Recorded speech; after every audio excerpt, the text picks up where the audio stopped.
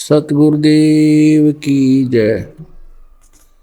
सर्वसंग से प्रार्थना है। सत्संग प्रारंभ हो रहा है। कृपया सत्संग स्थल पर शांति पूर्वक विराजमान होकर के श्रद्धा से सत्संग सुने।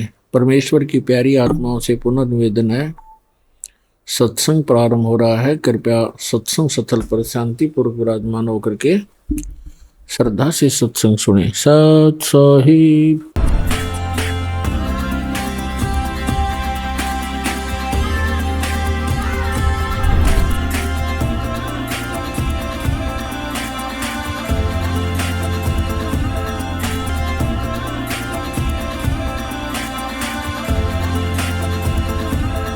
सतगुरुदेव की जय। बंदी छोड़ कबीर परमेश्वर जी की जय। बंदी छोड़ गरीबदास जी महाराज जी की जय। स्वामी राम देवानंद जी गुरु महाराज जी की जय हो।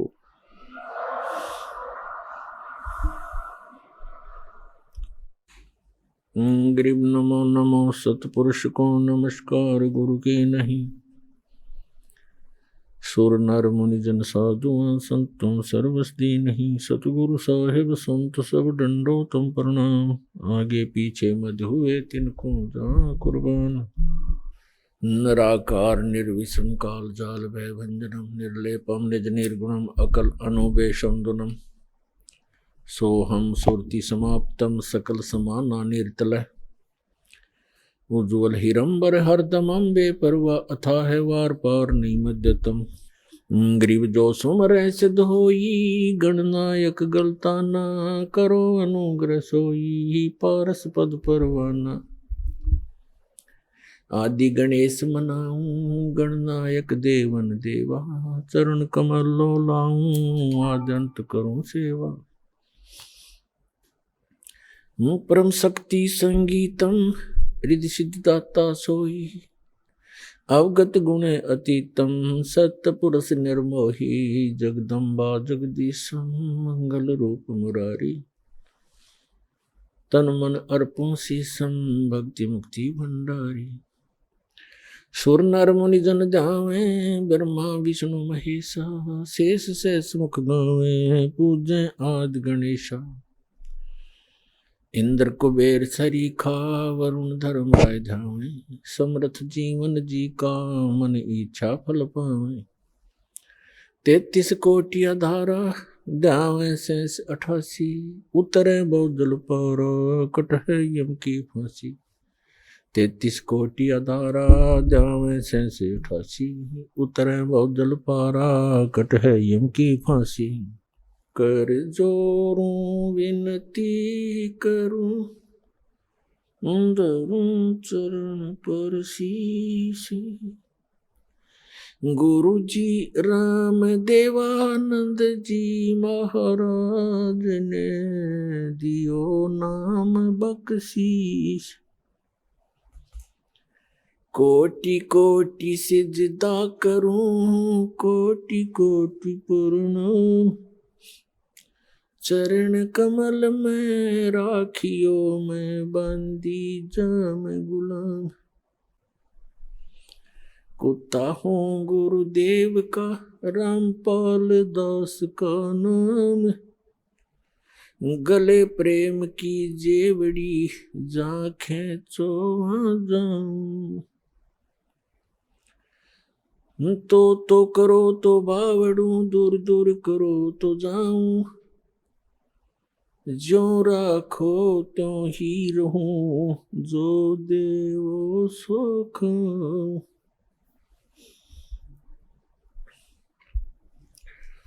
जय इब कैसते गुरु मिले। सब दुख आँखों रोए।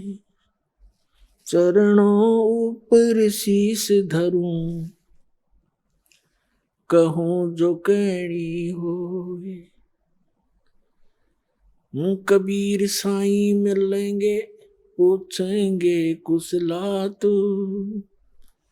आदि अंत की सब कहूं अपने दिल की बात। गुरु जी तुम ना भूलियो चाहे लाख लोग मिल जाएं, हम जैसे तुमको बहुत है, तुमसे हमको नहीं। तुमरे विसारे क्या बने, मैं किसकी शरण में जाऊं। शिव विरंच मुनि नारदा, तिनके हृदय न समो। दंडवतम गोविंद गुरु, बंधु अविजन सोए। पहले भये प्रणाम तिन, नमो जो आगे होए।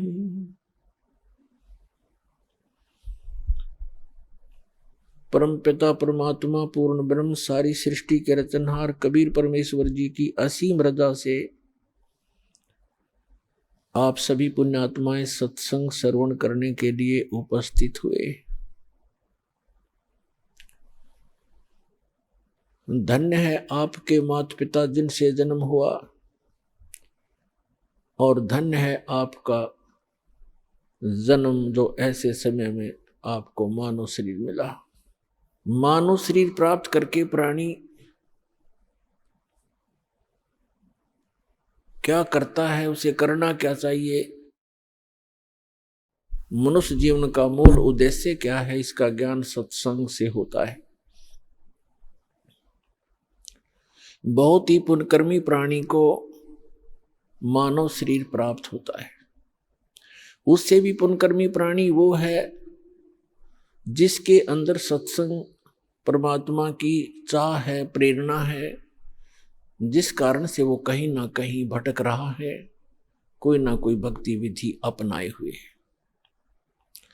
और उन सब से उत्तम वो प्राणी है जिसके अंदर भक्ति की प्रेरणा है और उसको सतगुरु मिल जाता है मानव शरीर के अंदर। तो पुण्यात्मा, आप उन पुण्यकर्मी प्राणियों में से हो।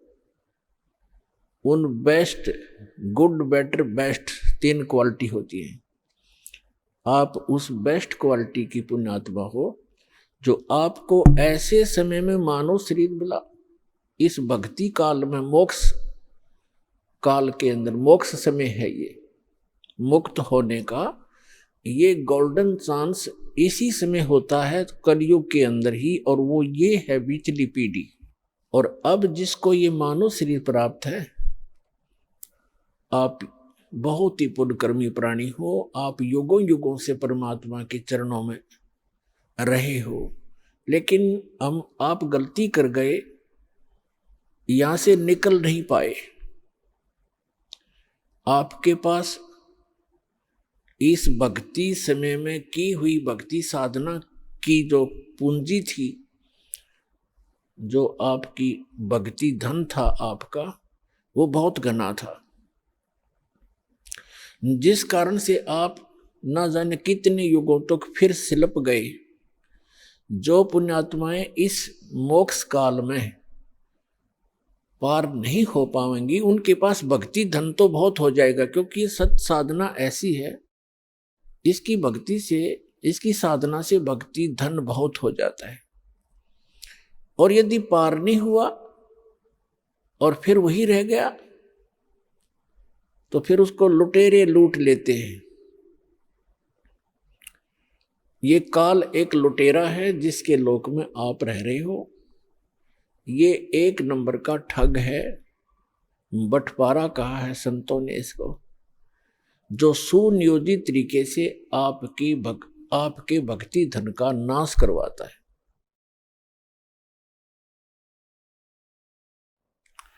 तो उससे बचने के लिए आप जी ने अब बड़ी सावधानी बरतनी है और सतलोक चलना है, अपना पीछा छुटवाना है।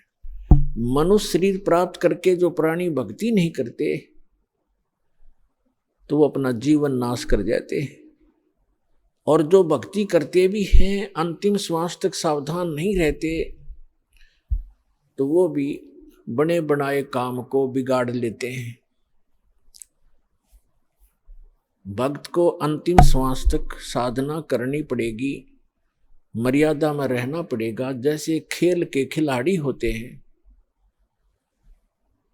वो जहां से स्टार्ट करते हैं, यानी कोई डिस्ट्रिक्ट स्टेट से स्तर से, जिला स्तर से खेलना शुरू करते हैं, वहां भी नियम वैसे ही है और वहां सफल होते हैं, फिर वो राज्य स्तर पर खेलते हैं, वहां भी वही नियम है और अंतिम गेम तक उन्होंने वैसे ही मर्यादा में रहकर ही सावधानी से खेलना पड़ता है, तभी वो सफल होते हैं।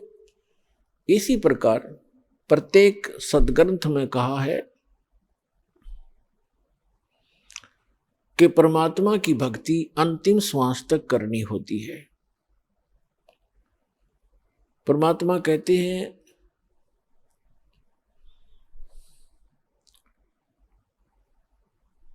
राम नाम रटते रहो जब तक घट में प्राण, कभू तो दीन दयाल के बनक पड़ेगी कान।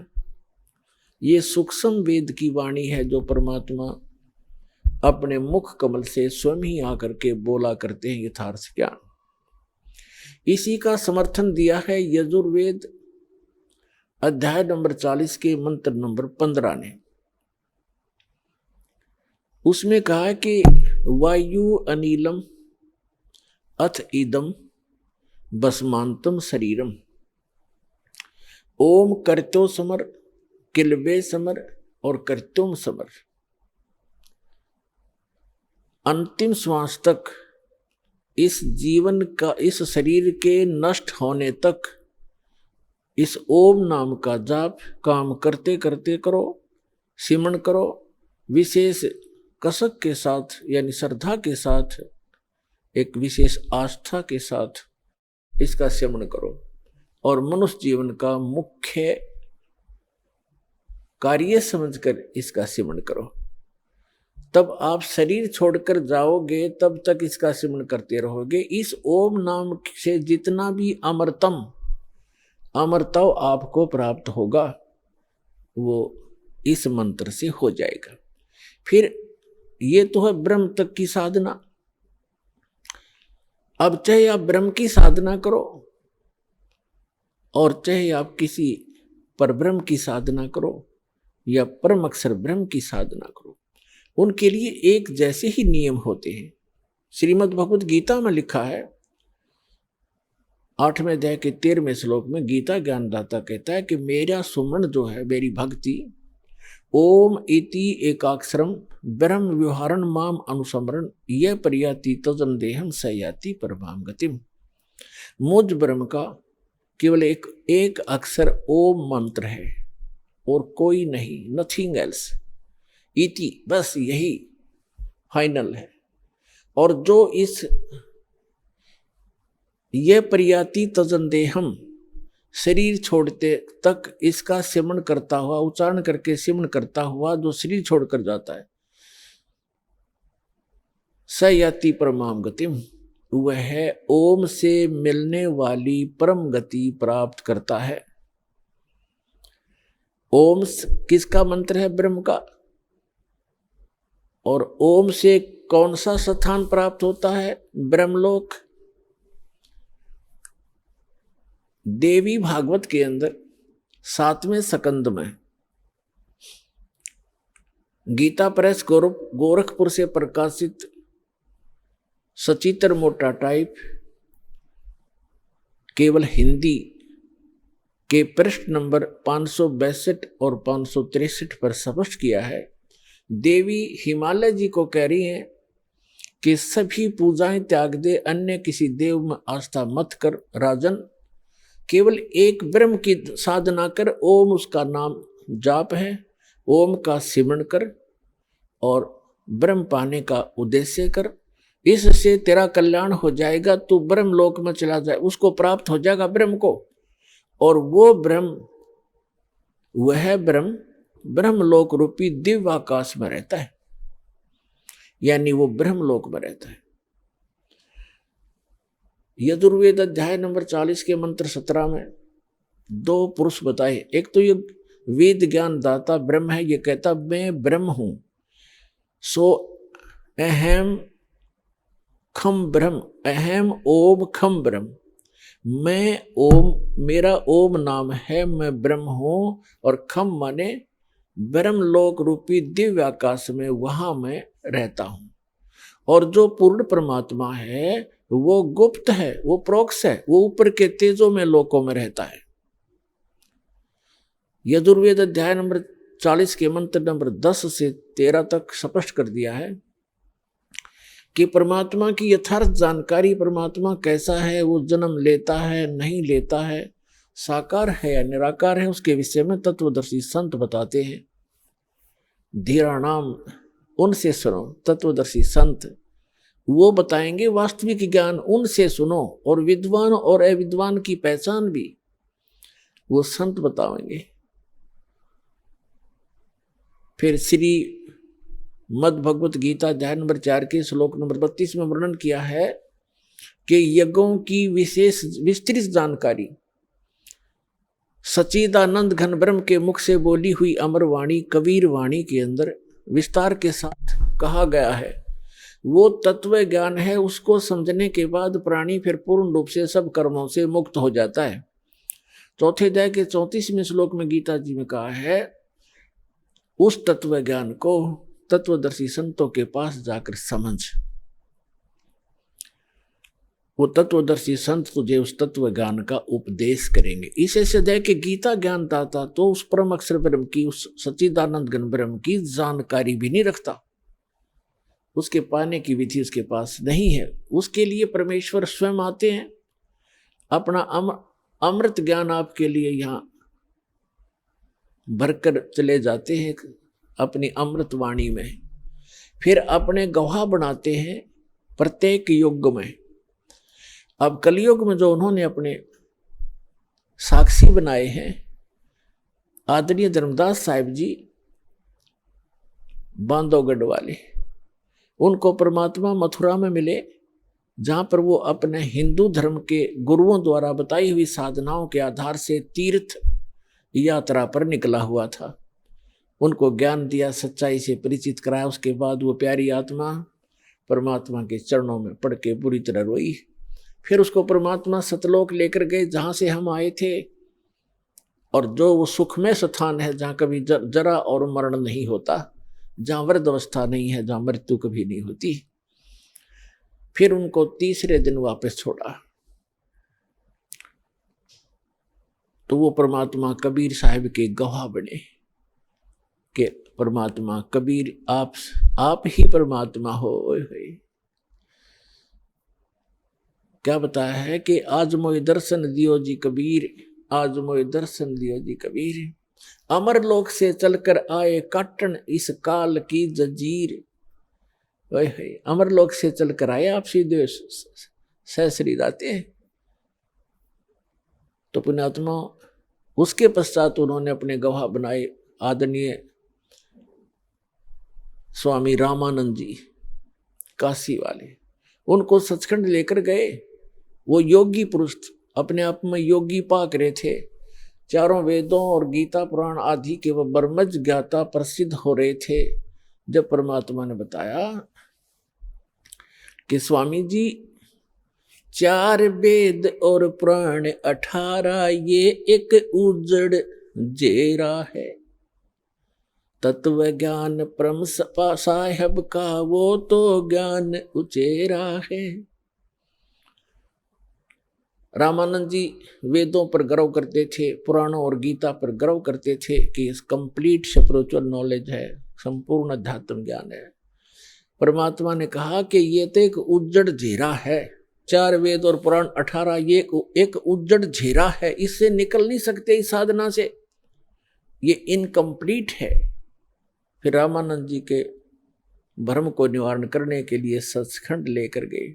वहां देखा अपना वास्तविक स्थान, और परमात्मा बैठे सिंहासन पर, राजा के समान, सिर पर मुकुट समेत छत्र, और राजा की तरह अनंत कोट ब्रह्मांड के संचालक के सिंहासन पर विराजमान प्रभु को देखा उस 5 वर्ष के बालक के रूप में, और फिर अपना वास्तविक रूप बनाया, फिर बालक रूप धारण किया, फिर उस महापुरुष को वापस छोड़ दिया।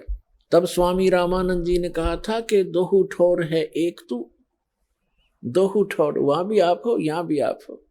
दोहू ठौर है एक तू भया एक से दो, और गरीब दास हम कारणे आए हो मगजो। तुम साहेब तुम संत हो, तुम सतगुरु तुम हंस, गरीबदास आपके रूप बिना और न दूजा अंश।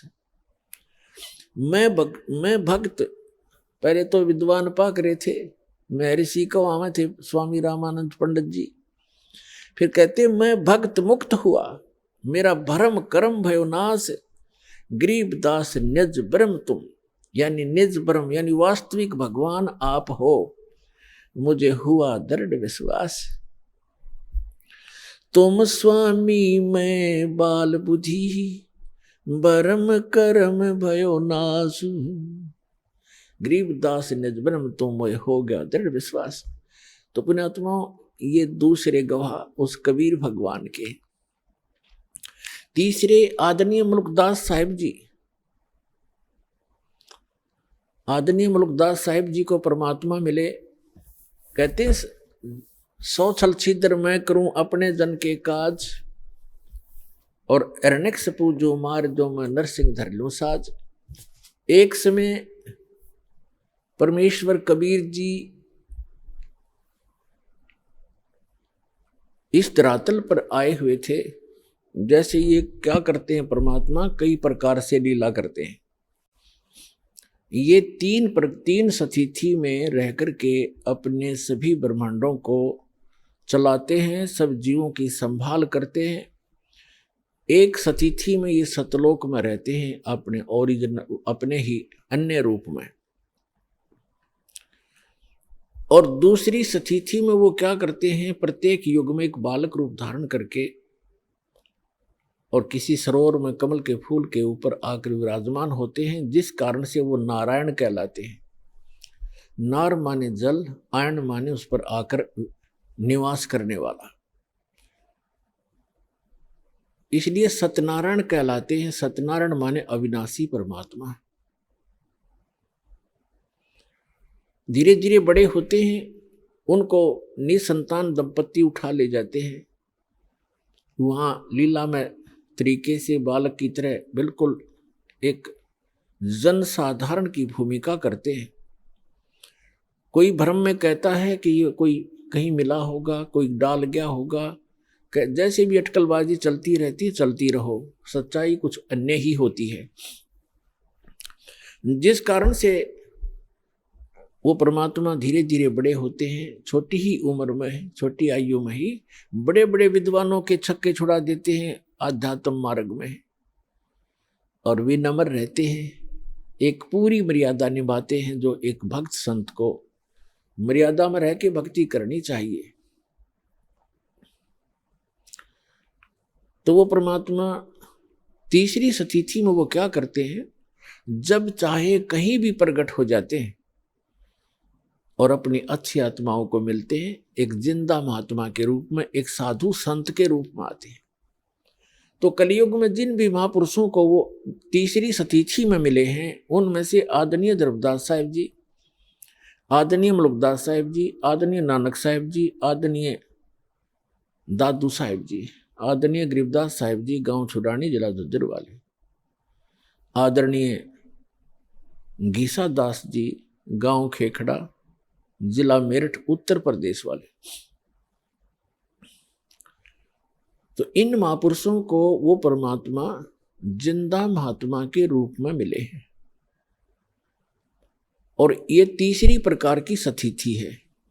इन सभी महापुरुषों को परमात्मा सचखंड लेकर गए, फिर उनको वापस छोड़ा। तो इन्होंने अब मुल्कदास जी को कैसे मिले, तो वो परमात्मा जो तीसरी प्रकार की सतिथि में कभी भी आकर कहीं कुछ समय रह जाते थे। पहले पुराने समय में क्या होता था, हम बहुत बार सुना करते थे कि एक गांव में एक संत आया था और 1 महीना रुका था। उसने अपना कोई नाम गाम नहीं बताया था और बहुत से लोगों को चमत्कार किए थे। वो अचानक फिर गायब हो गए, चले गए थे, पाए नहीं थे। तो ऐसे वो परमात्मा आए हुए थे, और मलुक राम नाम था उनका, चौधरी मलुक राम अरोड़ा। एक अच्छे किसान थे, बड़े खेतीहर थे, वो अरोड़ा जाति में थे और गांव के नंबरदार थे। गांव में उनकी बहुत अच्छी खासी जो महिमा थी। परमात्मा के लिए विशेषकर गरीब व्यक्ति ही ज्यादा प्रयत्न किया करते हैं। और परमात्मा कहते हैं कि ऊंचे कुल में भक्ति ना होवे, नीचा ही कुल दीजे। और ऊंचे कुल में दुर्योधन रावण और नीचे कुल में गणका, और गणका भिलनी पार उतरगी, गर्व करियो ना धन का। तो गरीब जो होगा या कोई दुख किसी को होगा, वो उसके लिए वरदान होता है, परमात्मा के लिए तड़पते रहते हैं और उस तरफ में वो कहीं ना कहीं परमात्मा उन पे दया कर ही देते हैं। और जो अमीर या अच्छे अधिकारी होते हैं वो कोई विशेष आत्मा ही होती हैं जो भगवान से जल्दी जुड़ते हैं। अपनी परंपरागत साधनाएं तो वो कितने ही करते रहे क्योंकि उनमें प्रेरणा पिछली है, लेकिन विशेष पुण्यात्माएं जो होती है वो ही सुख में भगवान की शरण में आती हैं क्योंकि उनके पिछले संस्कार ज्यादा अच्छे होते हैं। तो गरीब व्यक्तियों के घर में परमात्मा एक गांव में गए, उनके शिष्य थे। जब वो तीसरी तिथि में साधु संत रूप में प्रकट थे तो भक्त परमात्मा जब गुरुजी आते हैं, गुरुजी के सत्कार में समर्पित हो जाते हैं। परमेश्वर एक के घर सत्संग करने गए, अगले दिन श्याम ने दूसरे ने प्रार्थना की, भगवान कल हमारे घर करना।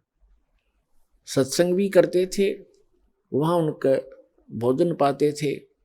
तो सब ने चेष्टा हुई, सबके अंदर प्रेरणा बनी कि हमारे घर भी गुरु जी आए, हम भी सेवा करें अपने गुरुदेव की। ऐसे करते इस प्रकार परमात्मा ने पहले दिन एक के घर सत्संग किया, वहाँ भोजन प्राप्त किया।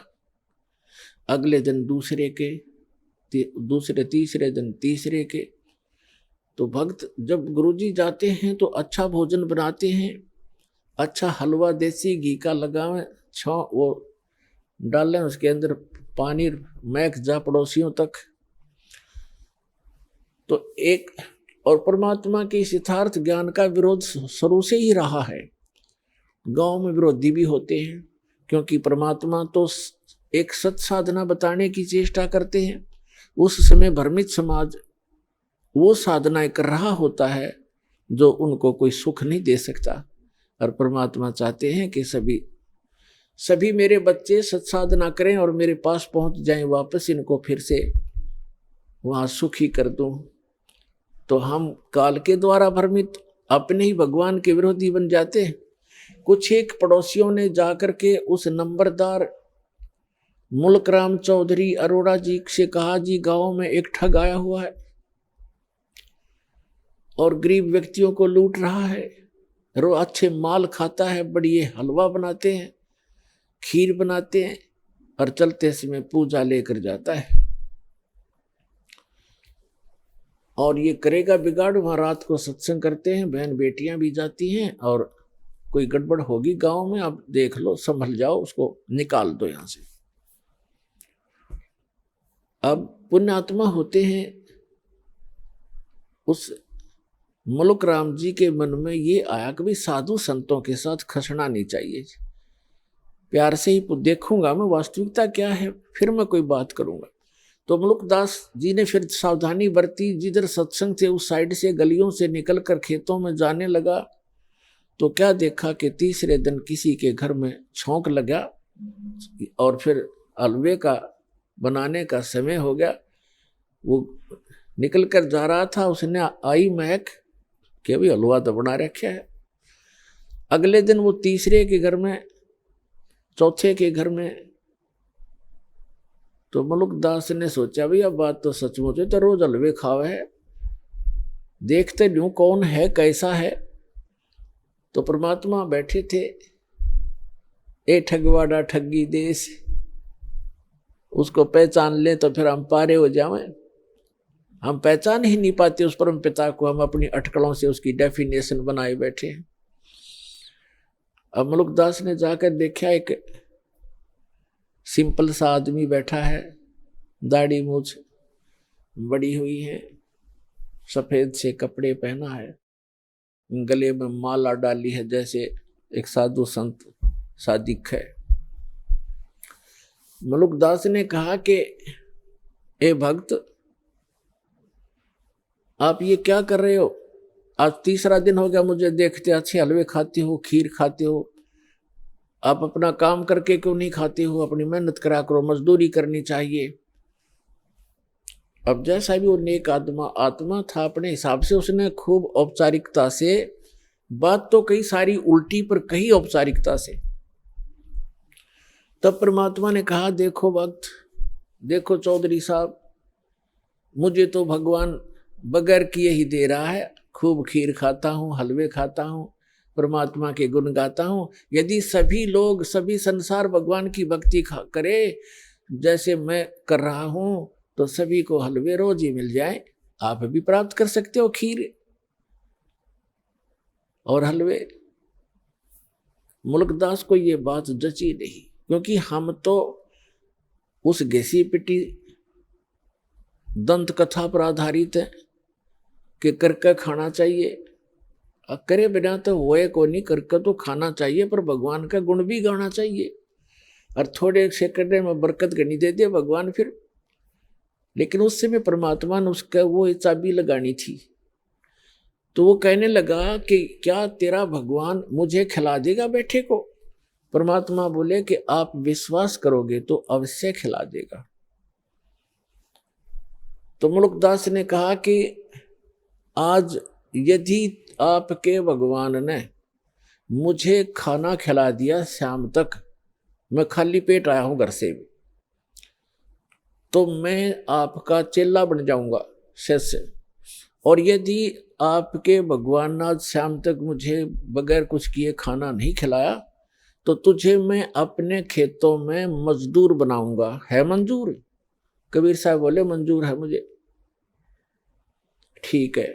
अब चौधरी साहब चले गए। पहले बड़े वन होते थे, जंगल होते थे, गांव के खेतों से भी थोड़ी दूरी पर जंगल होते थे, चारों तरफ वन। अपने खेतों के दूसरी साइड में चले गए जहां पर कोई देखे नहीं, और जंगल में जाकर एक वृक्ष के ऊपर चढ़ गए, ऊपर जाकर बैठ गया। अब ठीक है, दोपहर के 10-11 बजे सी वहां गडरिए आगे, ये भेड़ बकरी चराने वाले, वो कुछ गाय भी साथ में रखते हैं, गौवे भी, उनका कोई त्योहार था। उन्होंने अपने एक साथी से कहा कि आप यहाँ खीर बना लो। वहीं पर एक कुआं था छोटा सा, ये कुआं है यहाँ पर, इसमें से जल ले और यहाँ खीर बना लो इस वृक्ष के नीचे, उसी वृक्ष के नीचे जिसपे वो चौधरी साहब बैठे थे। और हम जा रहे हैं, पशुओं को चरा लेंगे, फिर हम आ जाएंगे 1-2 घंटे में, 12 बजे से। तो वो करने लगा ठीक है। उसने खीर चढ़ा दी और खीर बनने को हुई, बनी तैयार हुई, तो उसी समय उसने क्या देखा कि बहुत दूरी पर कुछ घोड़ों के ऊपर व्यक्ति डाकू आ रहे हैं। डाकू लोग घोड़ों पर चलते थे, उनको खूब पता था जंगल में पशु चराने वालों को कि ऐसी स्थिति में डाकू लोग आते हैं। वो व्यक्ति तो भाग गया, खीर बनती छोड़ गए अपने साथियों के पास, वो दूर चले गए और आगे को। अब वो आकर देखा, उन्होंने कुआं था वहीं पर, डाकुओं ने पानी पीना चाहा कि रुको पानी पिएंगे, कुआं है। वो पानी पीने के लिए नीचे उतरे, घोड़े वहां खड़े कर दिए। तो देखा, एक ने कहा जी ये तो खीर भी है, यहाँ पर कुछ बन रहा है। उखाड़ कर ढक्कन उठाकर देखा तो खीर बन रही है। तो डाकू कहने लगे भाई अपने उस्ताद से कि उस्ताद भूख लग रही है, लगा ला 2-2 हाथ।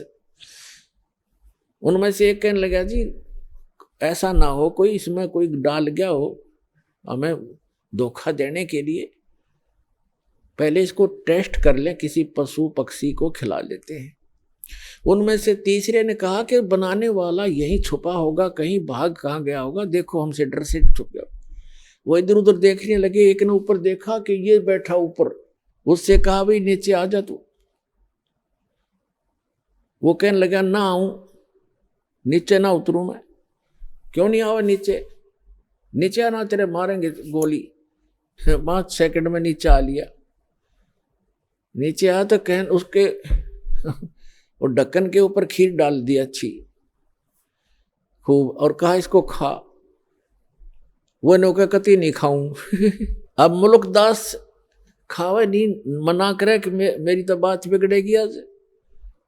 वो इसलिए नहीं खावा कि मैं झूठा पड़ूंगा और चेला बनना पड़ेगा। तो उनको पक्का यकीन हो गया डाकुओं के कि इसने जरूर कुछ ना कुछ मिला रखा है, इसलिए नहीं खाता। उसका 2 मारे दड़ाक, अच्छी मारी लात, अखा बैठ के उसने फटाफट किलो पक्की खा गया। भूख तो लगी रही थी,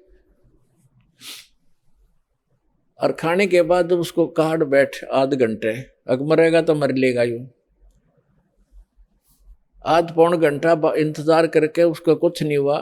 फिर उसने साची बताई, जी ऐसे ऐसे बात है, मैं तो इसलिए मना करूं था, मेरी एक शर्त लाग रही थी। तो बोले भाग जा, जाता रहे तो यहां से। वो चला गया। अब वो भाग लिया। अब उसने जिस समय वो कहा कि हम डाकू हैं, या तो खा लेना तेरा बकल उतार देंगे, तो उसको ये पता लगा तो डाकू हैं, तो अंदर से प्रार्थना की है, गुरुजी मुझे बचा ले, मेरी जीवन रक्षा कर दे, मैं आपका चेला बनूंगा। एक तो जान बचाई और खीर खिलाई। अब वो सीधा पहुंचा गुरुदेव के पास, परमेश्वर के पास। वो तो जानी जान थे, सारी लीला वही करते हैं, 100 छलछीदर मैं करूं अपने जन के काज। अब जो ही मुल्कदास चौधरी आया, परमात्मा बैठे आसन पर नीचे लगा रखा। परमात्मा ने पूछा, क्यों चौधरी साहब, भगवान ने करी कुछ सेवा तेरी? ने बोला, जी तेरा भगवान तो मर मर खीर खिलावा है। आपका परमात्मा तो मार मार खीर खिलाता है, और मेरी जान बचा दी दाता आपने ना। उनका केज लगे 1 मिनट में कर दो काम मेरा। आपको मैंने याद किया, सारी कथा बताई। परमात्मा बोले, बेटा यह भी आपके ऊपर एक रहम किया है परमेश्वर ने, कि जिस कारण से आपको एक अनमोल रतन और मिलेगा। खीर तो खिलाई सो खिलाई, ये धन मिल गया। फिर उसको, क्योंकि विश्वास जल्दी नहीं होता, अब तो परमात्मा ने ऐसा ज्ञान दे दिया बच्चों, बालक बालक भी समझ सकते हैं, कबीर इज गॉड, ऐसे प्रमाण दास आपको दे देगा। तो इस समय के लिए वो प्रमाण बनाने थे परमात्मा ने। उन बच्चों को अपने को शरण में भी लेना था, उनका भी जन्म मरण का दीर्घ रोग मिटाना था। तो मुल्कदास जी को सचखंड लेकर गए, फिर उनको वापस छोड़ा। उसके बाद मुल्कदास जी कहते हैं,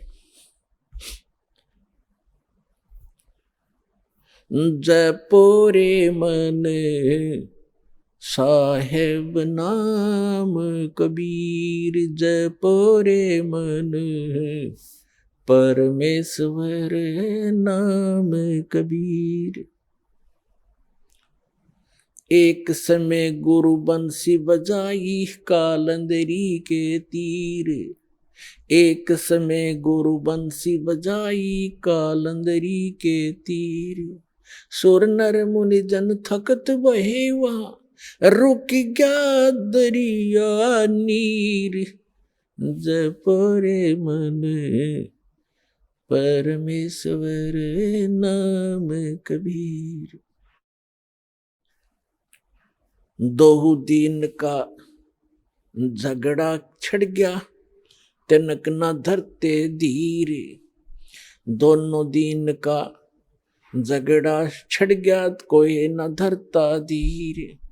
कोई गड्ढे कोई अग्न जलावे, ढूंढा ना पायो शरीर, जपोरे मन परमेश्वर नाम कबीर।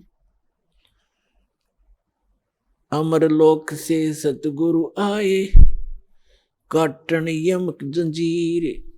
अमरलोक से सतगुरु आए, काटन काल की जंजीर।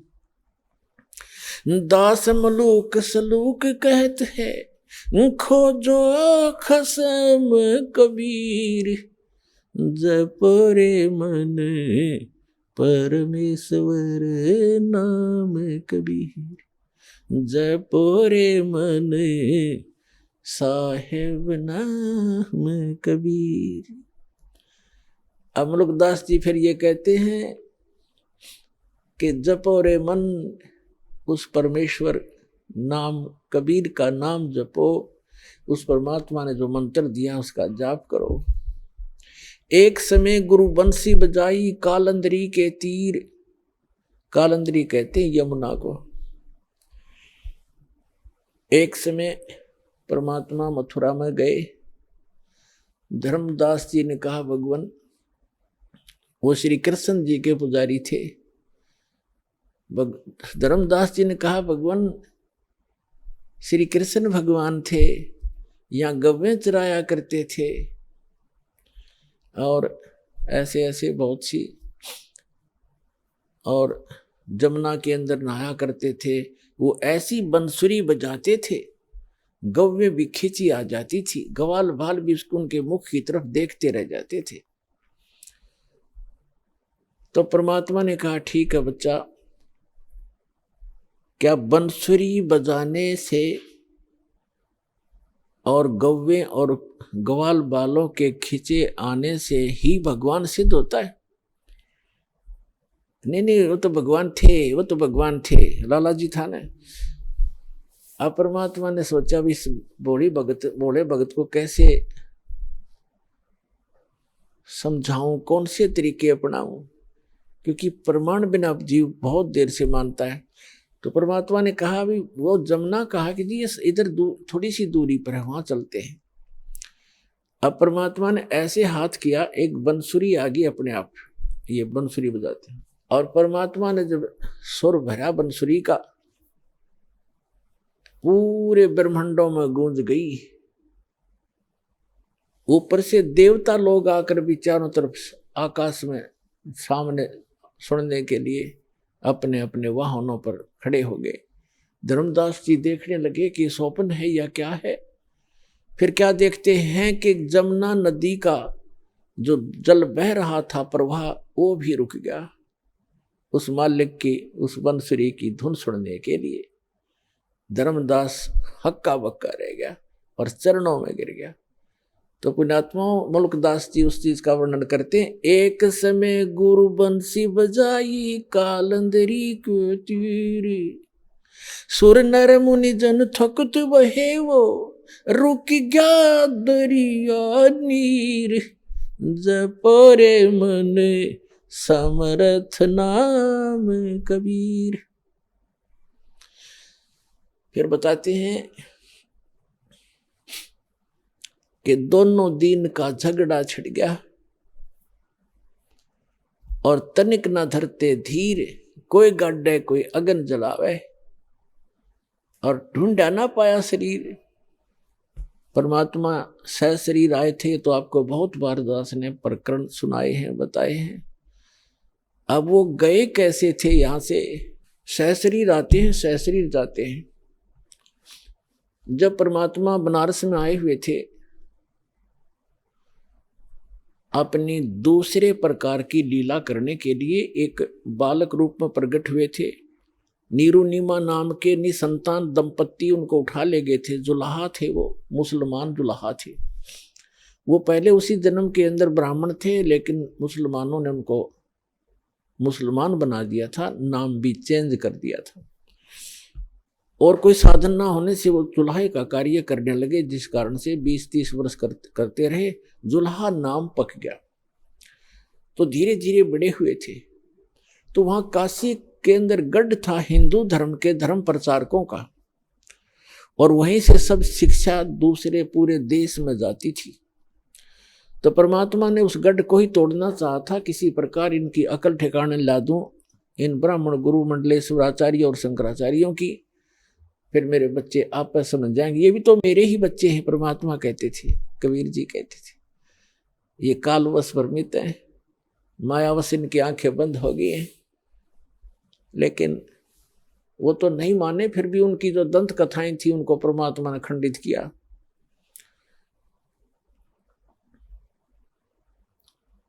क्या बताते थे? जैसे हिंदू धर्म के धर्म गुरु ये कहा करते थे कि जो बनारस में मरता है, जिसकी मृत्यु काशी में होती है, वो सीधा स्वर्ग जाता है। और जो मगहर के अंदर मरता है, मगहर के अंदर मुसलमान एक नवाब था, बिजली खान पठान। बिजली खां पठान एक नवाब था, उसका राज्य था। तो वहाँ जो मगहर स्थान था उसके बारे में उन्होंने ये बता रखा था ब्राह्मणों ने, हिंदू धर्म के धर्म गुरुओं ने, कि वो पृथ्वी वहाँ का जो अक्षेत्र है भगवान शिव ने श्राप दे रखा है, वहाँ जो मरेगा वो नरक जाएगा। और एक वहाँ नदी बहती थी, आमी नाम है उस नदी का, वो दरिया बहती थी, उसको भी भगवान शिव ने शापित कर दिया था, वह सूख गई थी। इसलिए ब्राह्मण लोग कहा करते थे मगहर में कोई ना मरना, वो पृथ्वी सूची नहीं है, शुद्ध नहीं है। तो जिस कारण से हिंदू धर्म के जो रिच लोग थे, धनी व्यक्ति थे, उनने अपने माता पिताओं को वृद्ध अवस्था जब उनकी हो जाती थी तो बनारस में रखना शुरू कर दिया, किराए पर कोई कमरे धर्मशाला लेकर के। इस कारण से कि हमारे माता पिता की मृत्यु यदि बनारस में हो जाएगी, काशी में हो जाएगी, तो स्वर्ग चले जाएंगे। परमात्मा कबीर जी कहा करते थे, भाई भूमि भरोसे डूब हैं, कल्पत हैं दो दीन, और पूर्ण ब्रह्म सबके गुरु कबीर भगवान, मगहर भये लौलीन। और फिर बताते हैं कबीर साहब कहा करते थे कि मुक्ति खेत मथुरापुरी, वहाँ कीन्या कृष्ण के लोल, कंस के सी चाणूर से वहाँ फिरते डाम डोले। अपना आत्मा परमात्मा कहा करते कि आप जी मथुरा को भी एक मुक्त अक्षेत्र मानते हो, कि वहाँ श्री कृष्ण जी ने बाल्यावस्था में बहुत से लीलाएं की थी, वहाँ उनके चरण टिके थे। और आप ये भी कहते हो कि मथुरा में जाने से कल्याण हो जाता है। उसी मथुरा के अंदर कंस और केसी राक्षस जो घोड़ा बनकर आता, और चाणोर जैसे भी वहीं रहा करते थे मथुरा में, और उनकी कैसी मृत्यु हुई। अगर मथुरा में रहने मात्र से मोक्ष संभव है तो कंस के सी चाणोर से वहां फिरते डामाडोल, वो वहां कुबद कमाया करते थे, उनका बक्कल उतरा, उनकी कैसी दुर्गति से मृत्यु हुई।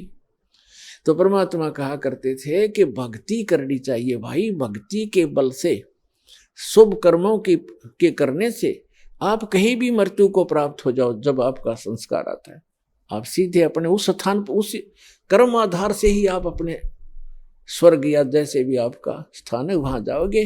केवल पृथ्वी के ऊपर कहीं भी मरो, बुरा व्यक्ति तो नरक जाएगा, और शुभ कर्मी प्राणी चाहे मगहर मरो और चाहे मरो बनारस या मथुरा में, अच्छे कर्म करने वाला स्वर्ग और बुरे कर्म करने वाला तो भाई नरक में ही जाएगा। लेकिन ब्राह्मण लोग नहीं मानते थे, तो धर्म गुरुओं ने इतनी अफवाह फैला दी, ऐसी महिमा दंत कथा फैला दी कि जो काशी में मरेगा वो मोक्ष हो जाता है। इसलिए जो बनिए लोग थे, बनिए पैसे वाले, उन्होंने अपने माता पिता को अंत समय में 2 वर्ष 4 वर्ष चाहे 10 वर्ष रहो, कोई वहां नौकर छोड़ देते थे उनके लिए, कि हमारे पिता ने हमारे लिए बहुत कुछ किया है, पैसा हमारे पास है, आराम से वहां रह लेंगे, और इनकी मृत्यु होगी तो स्वर्ग चले जाएंगे। अब जब उन्होंने ऐसे रखना शुरू किया तो उन धर्म गुरुओं ने सोचा क्यों ना इनको हम अपने घर रख लें, इनके बूढ़ों को, बूढ़ियाओं को, और रखेंगे तो ये कुछ हमें देंगे भी। तो इस लालच में उन्होंने वो आफत मोल ले ली, और उन अपने यजमानों से कहा, अक्षेत्र बटे हुए हैं इनके, उनसे कहा कि भाई आपके माता पिता को आप हमारे घर पे ही छोड़ दो, यहाँ कथा भी सुना करेंगे और यहाँ भोजन भी कर लिया करेंगे। उन्होंने कहा जी बहुत अच्छी बात, फिर तो हम अपने माता पिता के आपको आपके घर छोड़ देंगे। तो उनके वहाँ खूब दक्षिणा भी देने लगे, उनके खर्चा भी देने लगे और अलग से भी पैसे दान उन ब्राह्मणों को, गुरुओं को देने लगे। जिस कारण से सभी ब्राह्मणों में ये एक जैसे पीजी हुआ कर ना, पीजी जैसे खोल लिए इनने। अपनात्मा वृद्ध अवस्था में बूढ़ा व्यक्ति अगर अस्वस्थ हो जाए तो एक के दुर्भर हो जाता है। उसे तो अपना माता पिता बुरा तो नहीं लगते, लेकिन उसके लिए कितना प्रयत्न करना पड़ता है, कैसे संभाल करनी पड़ती है। कहीं थूक देते हैं, कहीं दस्त लग जाते हैं, तो कई प्रकार की ऐसी बहुत कुछ सेवा होती है। तो कुछ दिन तो उन्होंने आया आनंद, और फिर बूढ़े संभालने हो गए मुश्किल। तो उन्होंने मिलकर एक स्कीम बनाई कि इनकी टिकट काटो जल्दी। उन्होंने क्या स्कीम बनाया कि एक क्रोंत लगा दो। एक क्रोंत बना लिया। क्रोंत मतलब एक ऐसी बनाई आरत सी गंगा के किनारे, एक ऐसी गुफा सी बना दी गंगा के किनारे, घाट सा उस पे, और एक मड़ी सी बनाकर ऐसे, और उसके अंदर जैसे ऐसे बनी हुई थी उसके अंदर क्रोंत फिट कर दिया ऊपर, ऐसी उसका स्ट्रक्चर बना दिया। और उस क्रोंत के हैंडल थोड़ी सी दूरी पर 50-50 फुट दूरी पर रस्से से अंदर अंदर बांध कर ऐसा अंडरग्राउंड बना लिया। और वो दूर जाकर बैठ जाए 2 जने उसको हैंडल करने वाले, ऐसे जंगल सा बहुत जड़े से उसमें झाड़ से थे वहां पर। तो वो क्या कहते हैं कि जो उन्होंने एक अफवाह फैला दी कि जो गंगा के किनारे अपनी क्रोध से गर्दन कटवाएगा वो सीधा स्वर्ग, शीघ्र स्वर्ग जाएगा। जो शीघ्र जाना चाहता है स्वर्ग, उसके लिए परमात्मा ने एक क्रोंत भेजना शुरू कर दिया। क्रोंत माने लकड़ी काटने का आरा, वो इतने लंबे लंबे दांतों वाला, ऐसे दोनों हाथों से दूर दूर से पकड़ कर चलाते हैं, ऐसा क्रोंत बोलते हैं उसको। तो भी बुढ़ापे में आप भी दुखी हो लेते हैं। उन्होंने अपने बच्चों से कहा, बेटा हमारा तो समय आ चुका है, हम भी दुखी हैं शरीर में, कभी आंखें दर्द कर रही हैं, कभी भड़क हो जाती है, और कभी कोई ना कोई समस्या शरीर में बनी ही रहती है। और ऐसे गुरुजी बता रहे हैं कि भगवान की तरफ से क्रोंत आता है, और उससे जो गर्दन कट जाए, उससे गर्दन काटेंगे और सीधा स्वर्ग चले जाएंगे। और उन्होंने बताया कि पीड़ा नहीं होती, बहुत शीघ्रता से काम बन जाता है, झटके की तरह।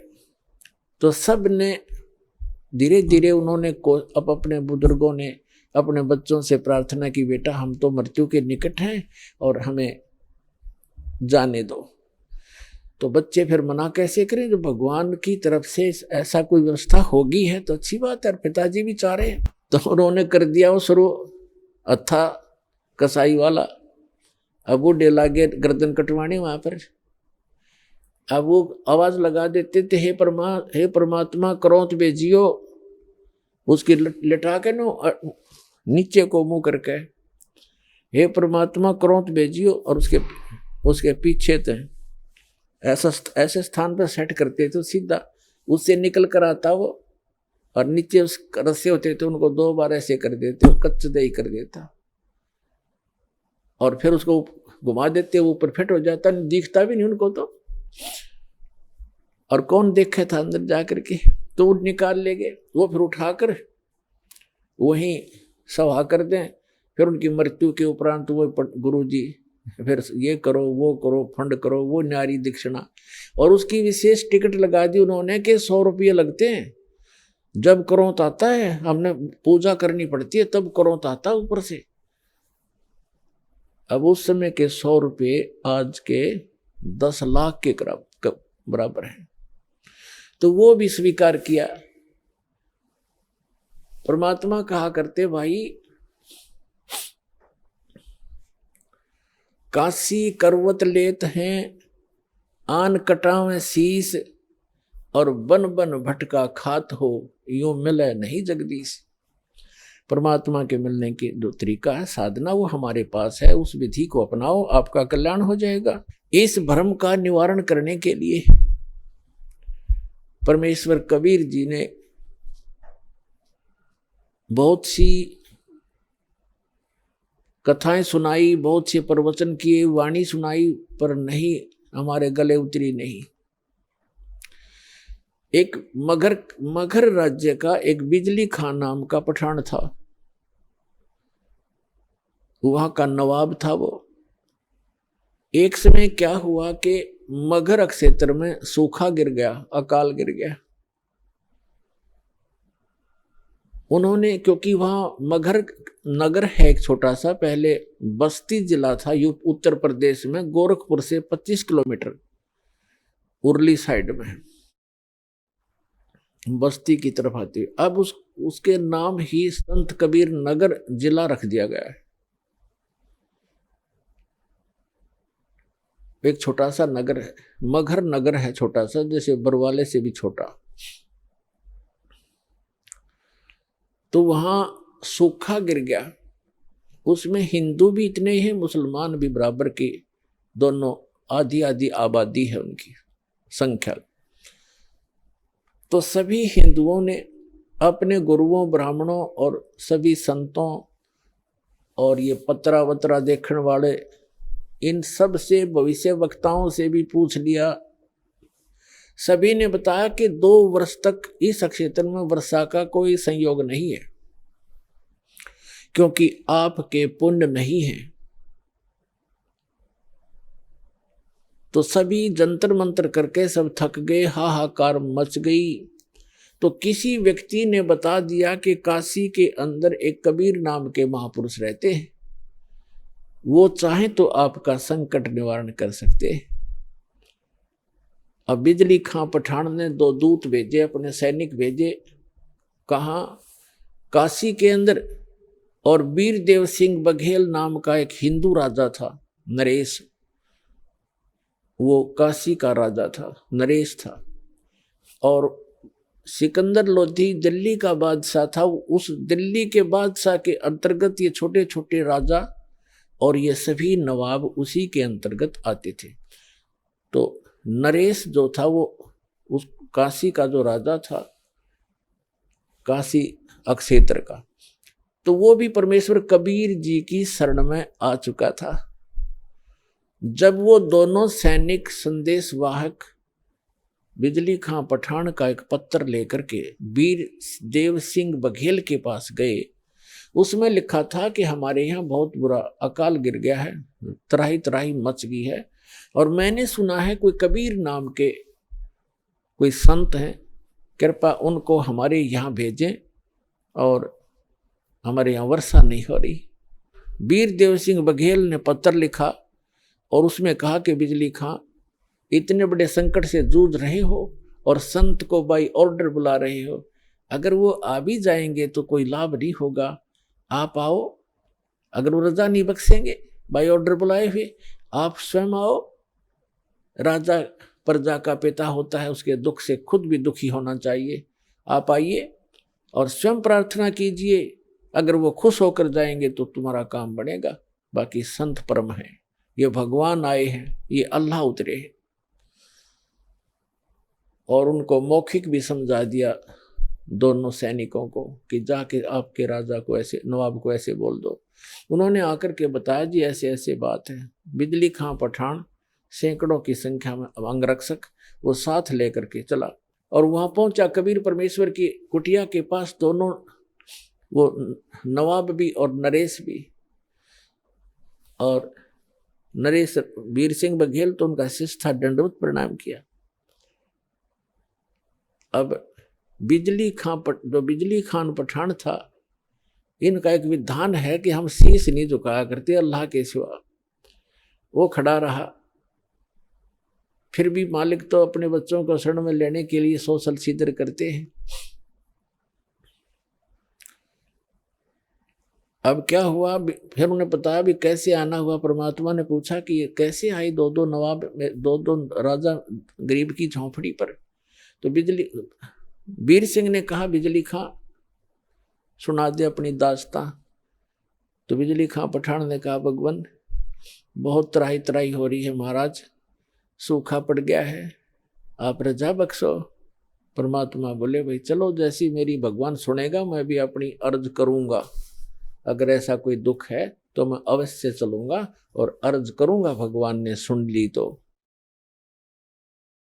अब परमात्मा को घोड़े पर बैठा करके लाया गया। आगे क्या देखा कि गोरखपुर जो है, यहाँ एक टीला है गोरखनाथ जी का, और इन संतों में एक खासियत होती है कि वो इस बात से, अब जैसे शरीर छोड़ गया संत, अब इनकी मुक्ति तो होती नहीं, ये यही धक्के खाते रहते हैं, कोई पितर बन गया, कोई भूत प्रेत रूप में, और जो पितर टाइप हो जाते हैं वो शरीर अपना अन्य जो अच्छी कुछ थोड़ी बहुत भक्ति पूर्वजन्म की या वेदों तक की साधना कर लेते हैं, वो कभी भी शरीर में प्रकट हो जाते हैं, दिखाई भी दे जाते हैं और फिर अंतर्ध्यान हो जाते हैं। तो गोरखनाथ ने सोचा अकाल तो ये गिरना ही गिरना है, यदि कोई संत आया और यहाँ आकर के उसने कोई जंतर मंत्र करके कोई थोड़ा बहुत छड़का छड़का करवा दिया तो तेरी महिमा कम हो जाएगी। अब गोरखनाथ एक तालाब, एक सूखी तलैया थी, छोटी सी जोड़ी खेतों में होती है, थोड़ा सा पानी आ जाए, वर्षा हो जाए तो उसमें 5-4 महीने का जल उसमें भर जाता है, थोड़ा ही होता है वो क्षेत्र, छोटी तलैया उस सूखी पड़ी थी, उसके किनारे वृक्ष के नीचे अपना वो त्रिशूल गाड़ के बैठा, ऐसे आसन पदम लगा के। परमात्मा ने गोरखनाथ को देखा, अरे साधु महात्मा आए हैं, बिजली खां रोको, घोड़े को रोको। रोका, कबीर साहब नीचे उतरे, प्रणाम किया, प्रणाम नाथ जी। नाथ जी बोले प्रणाम।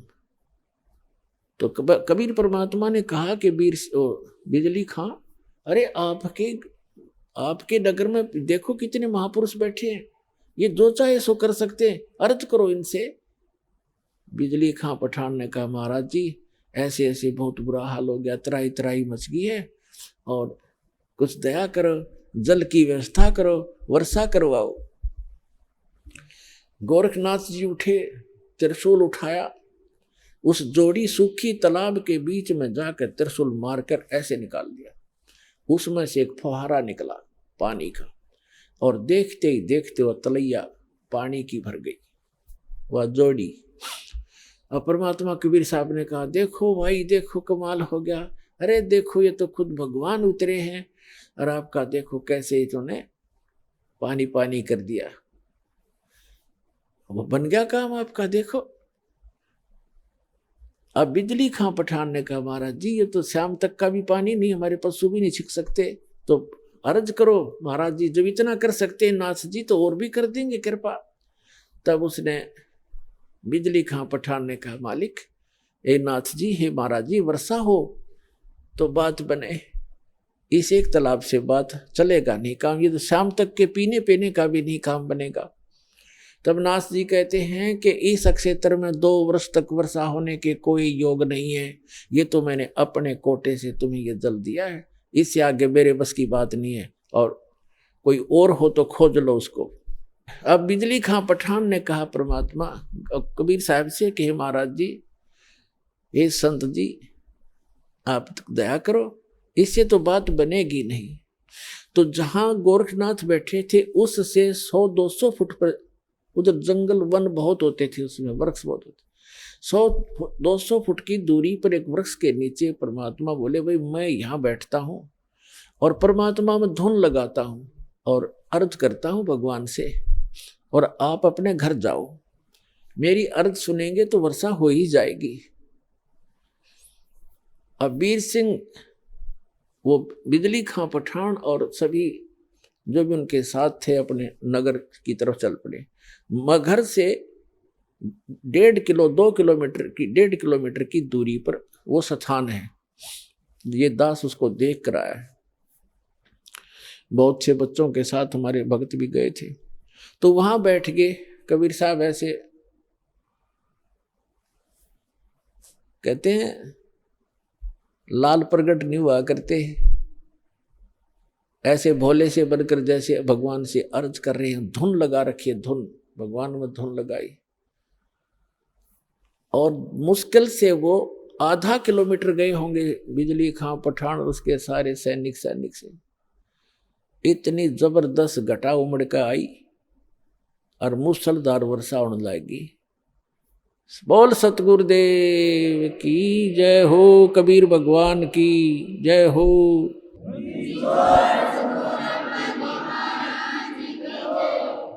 कर दिया सब एक कम एक, सारे तालाब भर दिए, ठाठम ठाठ कर दिए। अब बिजली खां पठान सारा नगर उठ के आ गया। अरे गोरखनाथ तब आ गया जब कि यो तब तेरी बेइज्जती और करड़ी होगी, कहीं नू ना पता लग जा मैं गोरखनाथ हूं। अब वापस आगे सारे उमड़ के आध घंटा वर्षा हुई, नो जबरदस्त एक कम एक कर दिया, भर दिए सब तालाब तलैया, बड़े बड़े तालाब भी भर दिए। तब सभी आगे कि महाराज ने ऐसे महापुरुष आए हैं, चरणों में पड़ गए और कहा भगवान घर चलो, हमारे घर चलो, वहां नगर में चलो। परमात्मा बोले भाई नगर में ऐसे नहीं जाया करता मैं, पहले मेरे शिष्य बनो, हिंदू और मुसलमान दोनों दीक्षा लो, जैसे मैं साधना बताऊं ऐसे साधना करो तो मैं चालू। अब जीवन दान मिला सैकड़ों व्यक्तियों को, छोटे नगर होया गांव होया करते थे पहले, सब वो कहने लगे जी जो आप कहोगे हम वही करेंगे। तो परमात्मा ने कहा भाई ये मांस मिट्टी खाना अच्छी बात नहीं है, और मांस नहीं खाना ठीक है, भक्ति करो, परमात्मा का नाम लो, अच्छे काम करो, मांस खाना छोड़ दो मुसलमानों। तो उन्होंने कहा जी जैसे आप कहोगे ऐसे कर लेंगे। तो उन्होंने ईद बकरीद मनाना कतई बंद कर दिया, मांस नहीं खाया। बाकी ईद बकरीद वाले दिन खीर ख्यार बना के खान लग गए अपने। कहने का भाव ये है कि परमात्मा ने केवल अपनी समर्थता दिखानी थी। जब नगर में गए, एक व्यक्ति था जुलाहा, उसके संतान नहीं थी, और उसने अर्ज करी भगवान से, हे परमात्मा एक संतान हो जा दास के और मेरा भी वंश चले। परमात्मा ने कहा बेटा भक्ति कर ले। कहते हैं 1 लाख पूत 1.25 लाख नाती, क्या मांगू कुछ स्थिर ना रहाई, देखत नैन चला जग जाई। 1 लाख पूत 1.25 लाख नाती, और उस रावण का दीवान बाती। आप तो एक संतान प्राप्त करने की इच्छा करते हो, और रावण के 1 लाख पुत्र थे, आज उसका कोई ज्योति दीपक जलाने वाला शेष नहीं रहा। कैसे लोक में क्या मांग रहे हो मेरे से, मोक्ष मांगो भाई। पर इतनी बुद्धि हमारा काम नहीं करती। जितनी फिर परमात्मा का आना जाना बन गया वहां पर अपने भक्तों को संभालने के लिए। तो एक मुसलमान दुल्हा था, उसके संतान नहीं थी, और बार बार जब भी भगवान जाते थे यही अर्ज करता था। तो परमात्मा ने कहा ले वे ठीक है, तू यही मांगता है तो 10वें महीने तेरे घर एक संतान, एक पुत्र आएगा। ऐसा ही हुआ। ये दास वहां गया था बहुत से भक्तों को साथ लेकर के। तब वहां जो मगर के अंदर, बताऊंगा आगे चल के, उसको उसी के लिए कथा बनाई जा रही है। तो वहां एक व्यक्ति मिला था जो परमात्मा की वहां यादगार के ऊपर वो बैठा था। वो कह रहा था हमारा जो एक हमारी जो पीढ़ी चल रही है वो कबीर परमात्मा के आशीर्वाद से चली है। हम कबीर साहब के आशीर्वाद से हमारे दादाजी का जन्म हुआ था, और उसको कहते हैं मोहल्ला कबीर करम। मगर के अंदर एक मोहल्ला कबीर करम नाम का है। कबीर करम माने कबीर जी के रहम, कबीर जी के रहम से बसा हुआ एक मोहल्ला, उसको कहते हैं मोहल्ला कबीर करम। तो कह रहा था हमारा मोहल्ला कबीर करम नाम से जाना जाता है, और हम उन्हीं के आशीर्वाद से हमारा आदुवंश चला हुआ है। तो पुण्यात्माओं, इस एक कथा से आपको कितना पता चला कि मासा घटे ना तेल बधे, वेद ना लिखे जो लेख, और सच्चा सतगुरु मेट कर ऊपर मार दे वेख। अब 60-65 वर्ष का वो जुलाहा हो चुका था, 70 वर्ष 65 से भी ऊपर उम्र हो गई थी। उनको संतान दे दी, और 2 वर्ष तक उस अक्षेत्र में अकाल गिरना था, कोई वर्षा नहीं होनी थी, वहां वर्षा दी। ये वो समर्थ परमात्मा है जो सतगुरु जो चाहे सो कर ही, 14 कोट दूत जम डर ही, ऊत भूत जम त्रास निवारे, चित्रगुप्त के कागज पाड़े। चित्रगुप्त के कागज धर्मराज के लेख मिटा दूं, परमात्मा कहते हैं लिखे हुए को काट कर धर दूंगा और अपना लिख दूंगा उसके ऊपर। वो करके दिखा जाता नहीं। तो बिजली खां पठान और वहां हिंदू और मुसलमान सभी परमात्मा कबीर जी के शिष्य बन गए। काफी वर्षों तक बड़ी श्रद्धा से लगे रहे। अब एक दिन परमात्मा ने जब सब लोग जाना था, अपना काम पूरा कर लिया था, अमृतवाणी बोल कर धर्मदास जी से लिखवा दी थी, तो उन्होंने कहा भी मैं काशी के पंडितों, आप ये कहते हो कि जो काशी में जो बना उसमें काशी में मरता है वो स्वर्ग जाता है, मगर मरेगा वो गधा बनता है, नरक जाता है। मैं मगर में शरीर त्यागूंगा और अपने सारे जंतर मंत्र ये पोथी पत्रे साथ ले लो और सारे आप अपने नक्षत्र भी नोट कर लियो। इस नक्षत्र में मरने वाला, इस पृथ्वी पे मरने वाला जो तुम अटकलबाजी लगाते हो कहाँ जाएगा। इस बात का सब जगह जोर शोर से प्रचार हो गया। सब में आग की तरह बात फैल गई कि कबीर जी मगर में मरने का दावा करते हैं और देखेंगे भी वहां गधा बनेंगे, स्वर्ग जाएंगे या नरक जाएंगे। वीर देव सिंह बघेल कबीर परमात्मा के शिष्य थे। उसने भी अपने सैनिक साथ ले लिए और साथ में और भी बहुत गुणे, कोई हजारों की संख्या में दर्शक काशी और आसपास के गांवों के और मगर के आसपास के गांवों के इस बात को सुनकर इकट्ठे हो गए। और परमात्मा का 120 वर्ष की आयु, लीला में आयु थी भगवान कबीर साहब की उस समय, 120 वर्ष की आयु में। और बनारस से लेकर मगर लगभग 125 किलोमीटर 150 किलोमीटर का अंतर है। पैदल गए थे और 3 दिन में पहुंचे। अब वहां जाकर के अब बिजली खां पठान को पता चला कि गुरुजी आ रहे हैं। उनकी खातिरदारी के अंदर खूब तैयारी करवा दी सारी। अब जहां पर परमात्मा की यादगार बनी हुई है वहां परमात्मा कबीर जी जाकर बैठ गए। जिस दिन परमात्मा ने सतलोक जाना था, गमन करना था, सुबह उठकर कहा कि बिजली खां पठान मैं स्नान करूंगा। बिजली खां पठान ने कहा जी जल बहुत ला रखा है, कुएं से भरकर ला रखा है। तो परमात्मा ने कहा मैं कुएं के जल से स्नान नहीं करूंगा, मैं तो बहती दरिया में स्नान करूंगा, मैंने शरीर छोड़ना आज। तो बिजली खां पठान और वहां के सभी जो सेवक थे हिंदू और मुसलमान, सब ने करबद्ध होकर कहा भगवान यहां पर एक आमी नदी बहा करती थी, अब उसका आमी नदी तो है पर जल नहीं है उसके अंदर, और ये भगवान शिव के श्राप से शापित है, सूख गई है। परमात्मा बोले भाई चलो दिखाओ मुझे कहाँ है वो नदी। जहां परमात्मा ने वो लीला की थी, सतलोक गमन की, सतलोक जाने की, उससे 400-500 फुट की दूरी पर वो दरिया थी कि आओ महाराज दिखाते हैं। तो परमात्मा वहां पहुंच गए। उस दरिया के किनारे खड़ा होकर के परमात्मा ने कहा, परमात्मा ने ऐसे इशारा कर दिया जैसे चौराहे पर खड़ा हुआ ट्रैफिक का सिपाही कर देता है और सभी गाड़ियां खकोट से भाग लेती हैं। ऐसे परमात्मा ने जिधर से नदी का अपस्ट्रीम था उधर से ऐसे कर दिया खड़ा होकर। क्या देखा कि बहुत सी दूरी पर ऐसी आवाज आई जैसे बम फटता है, और कम से कम 4-5 किलोमीटर की दूरी पर उस दरिया के अंदर से ऐसा फुहारा उठा और वो दरिया भरकर चल पड़ी, फुल किनारे पर तबर गई। बोलो सतगुरुदेव की जय हो।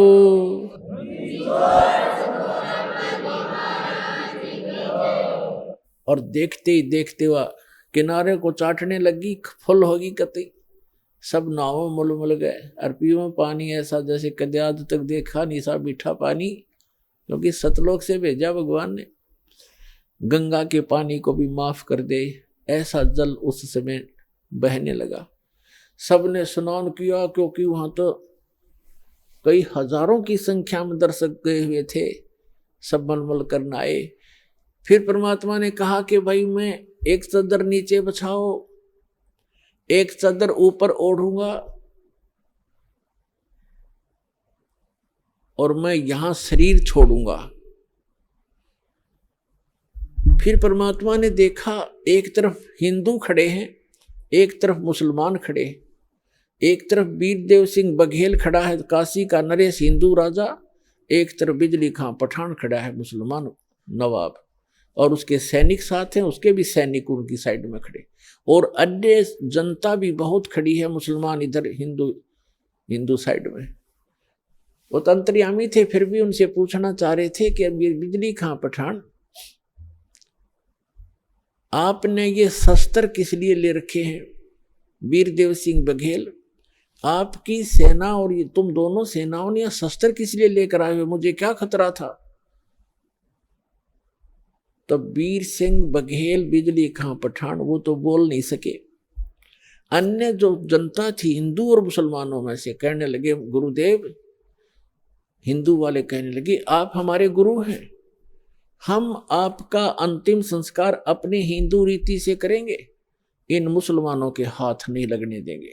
मुसलमान कहने लगे आप हमारे पीर हो और हम आपका अंतिम संस्कार अपने अनुसार से करेंगे, अपनी रीति से करेंगे, इन काफिर हिंदुओं के हाथ नहीं लगने देंगे।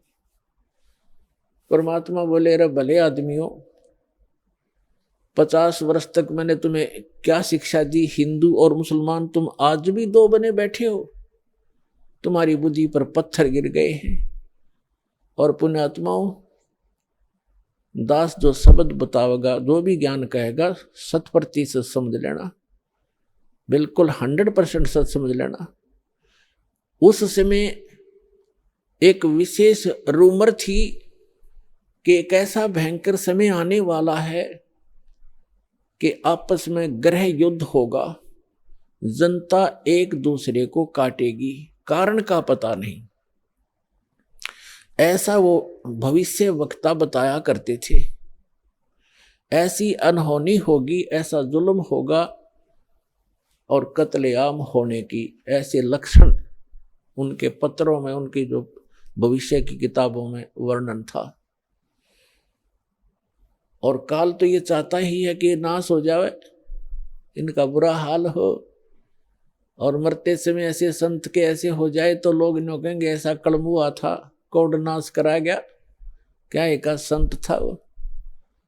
तब परमात्मा ने कहा भाई बात सुन लो बच्चों, तुमने मेरी सीख पर, मेरी शिक्षा पर अमल नहीं करा, अब तो अपने लालच वश मेरे शिष्य बने रहे, पर मेरी बात सुन लो, मेरा काला मुंह मत करो, मेरी एक अंतिम पुकार सुन लो तुम।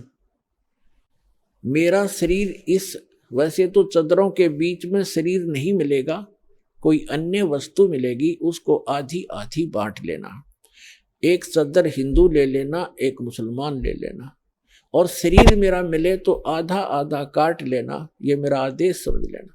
पर बेटा तुम लड़ियो मत, कुछ भी कर लेना इस मिट्टी को, चाहे तो हिंदू रीति कर लो और चाहे मुसलमान रीति से कर लो, तो मिट्टी हो चुकी है, जीव जा चुका होता है। तुम कुछ आंखें खोलो तो तब तो वो शांत हो गए, कोई बात ना, एक बार शरीर छोड़ने दो, फिर देखेंगे। उनका इरादा वो यही था कि छिन्नम चपटा करेंगे, लट्ठम लट्ठा करेंगे, छीनेंगे, पूरा सब लेंगे, आधा आधा थोड़ा काटा जाता गुरु जी को, वो तो अंतर्यामी थे, जान गए। तो नीचे एक चादर बिछाई, भक्तों ने श्रद्धा से नीचे 2-2 इंच फूल बिछा दिए, सुगंधित फूल 2-2 इंच, गुरु जी लेटेंगे, और ऊपर से दाता ने एक चादर ओढ़ ली। 2 मिनट के बाद परमात्मा ने आकाशवाणी ऊपर से कहा कि ए पंडितों, ए भविष्य वक्ताओं, अब अपना जंतर मंत्र लगाओ, मैं कहाँ जा रहा हूं। और कहा परमात्मा ने कि उठा दो पर्दा, इसमें नहीं मिलेगा मुर्दा, क्योंकि हम अविनाशी हैं। जब ऊपर उन्होंने देखा कि भगवान तो वो जा रहे हैं, वो जा रहे हैं, और चद्दर उठाई तो सबके आकार के सुगंधित फूल मिले, परमात्मा का शरीर नहीं मिला, वो तो सह शरीर सतलोक चले। बोलो सतगुरुदेव की जय हो।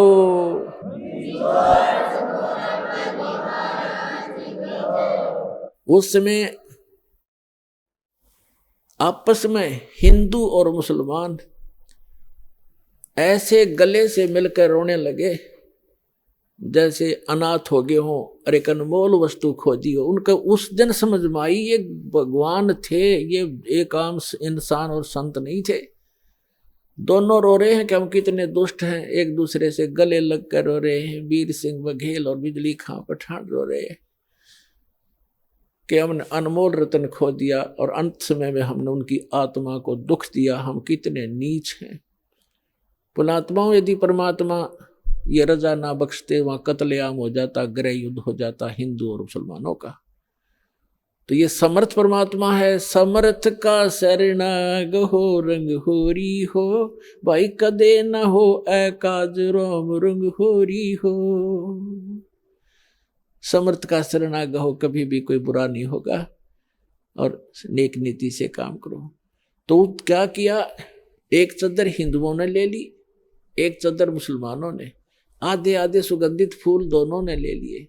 मुसलमानों ने वहां कब्र बना दी, उन फूलों और एक चद्दर को नीचे जमीन में गाड़ के, और हिंदुओं ने भी एक यादगार बना दी। अब दोनों ने वहां पर एक, मुसलमानों ने तो एक मजार बना रखी है मंदिर नुमासी, मस्जिद की तरह मंदिर नुमा, और हिंदुओं ने एक मंदिर सा बना रखा उस जहां पर वो फूल परमात्मा के नीचे, परमात्मा के तो सारी पृथ्वी है। वैसे उनकी उस भ्रम को निवारण करने के लिए परमात्मा ने जो लीला की थी, उन फूलों के ऊपर एक मड़ी सी बनाकर एक मंदिर बना रखा है। और उन दोनों में आपस में ज्यादा से ज्यादा 50 फुट का अंतर है। इस तरफ मुसलमानों ने बना रखे, इस तरफ हिंदुओं ने। ये दास वहां गया था तो वहां के हिंदू और मुसलमानों ने बताया कि हम आज तक कभी भी उसके बाद धर्म के नाम पर लड़े नहीं है। चाहे कहीं पर भी हिंदू मुसलमानों का चाहे कितना झगड़ा हो गया, हम आपस में कभी हमारा रसूख नहीं बिगड़ा। उसके बाद हम इतने नम्र हो गए, हम इतना गलानी बन गई हमारे दिल में, हम आज तक आपस में हिंदू और मुसलमान लड़े नहीं धर्म के नाम पर। एक वैसे तो कवा सुनी घर में भाई भाई की हो जाती है, वो अलग होती है, पर इस विषय में हम नहीं। तो इसके विषय में धर्मदास जी ने कहा था, आज मोहे दर्शन दियो जी कबीर, आज मोहे दर्शन दियो जी कबीर, आज मोहे दर्शन दियो जी कबीर। सतलोक से चल कर आए, सतलोक से चल कर आए, काटन यम की जंजीर, आज मोहे दर्शन दियो जी कबीर, आज मोहे दर्शन दियो जी कबीर। थारे दर्शन से मारे पाप कटत हैं, थारे दर्शन से मारे पाप कटत हैं, निर्मल होवे जी शरीर, ओज मोहे दर्शन दियो जी कबीर, आज मोहे दर्शन दियो जी कबीर। अमृत भोजन मारे सतगुरु जी में, अमृत भोजन मारे सतगुरु जी में, ये शब्द दूध की खीर, ओज मोहे दर्शन दियो जी कबीर, आज मोहे हिंदू के तुम्हें देव कहाए, हिंदू के तुम्हें देव कहाए, मुसलमान के पीर, आज मोहे दर्शन दियो जी कबीर अहज मोहे, दर्शन दियो जी कबीर। दोनों दीन का झगड़ा छिड़ गया, दोनों दीन का झगड़ा छिड़ गया, टोहा ना पाया शरीर आज वहे। धर्मदास की अर्ज गुसाई, धर्मदास की अर्ज गुसाई, बेड़ा लंगाइयो पर ले तीर अहज वहे। दर्शन दियो जी कबीर अहज वहे, दियो जी कबीर। तो पुण्यात्मा, ये वो परम पिता है जो हमारे लिए भटक रहे हैं। आप इस भक्ति काल के समय के लिए ये परमात्मा अपनी छाप छोड़ गए। जो समर्थ परमात्मा किया करता है वो उस परमेश्वर ने वो लीला की। परमात्मा मुर्दे को जीवित कर सकता है। ऋग्वेद मंडल नंबर 10 सूक्त 161 के मंत्र नंबर 2 में कहा है, पर यदि रोगी की आयु समाप्त होगी हो, इतना क्षीण शरीर हो गया हो और मृत्यु को भी प्राप्त हो करके मृत्यु देवता के पास चला गया हो, तो समर्थ परमात्मा अपने भक्त को उससे भी छुटवा कर वापस ले आता है और 100 वर्ष तक का स्वस्थ जीवन उसको देकर 100 वर्ष की आयु उसको प्रदान कर देता है। बोलो सतगुरुदेव।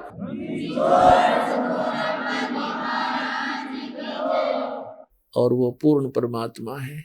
तो पुण्यात्माओं, ये समर्थ परमात्मा कबीर जी हैं।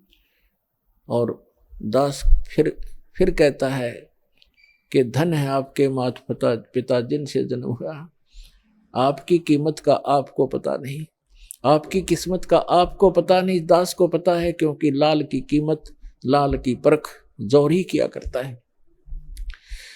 जो जितना भी देरी से यहाँ आएगा, जो इंसान, जो प्राणी, उसको केवल पश्चाताप ही हाथ लगेगा। तो इससे दास की प्रार्थना है, जितना हो सके अपने भाई बहनों को, रिश्तेदारों को, जहाँ तक भी आपकी पहुँच है, सबको प्यार से समझाओ। बोलो सतगुरुदेव की जय हो।